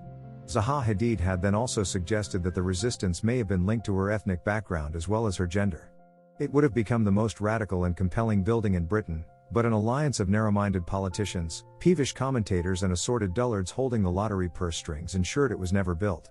The Guardian, on the Cardiff Bay Theatre. Of course, I believe imaginative architecture can make a difference in people's lives, but I wish it was possible to divert some of the efforts we put into ambitious museums and galleries into the basic architectural building blocks of society. Zaha Hadid. Creating great architectural projects advances societal structures and promotes human growth, across generations. Ricky Singh.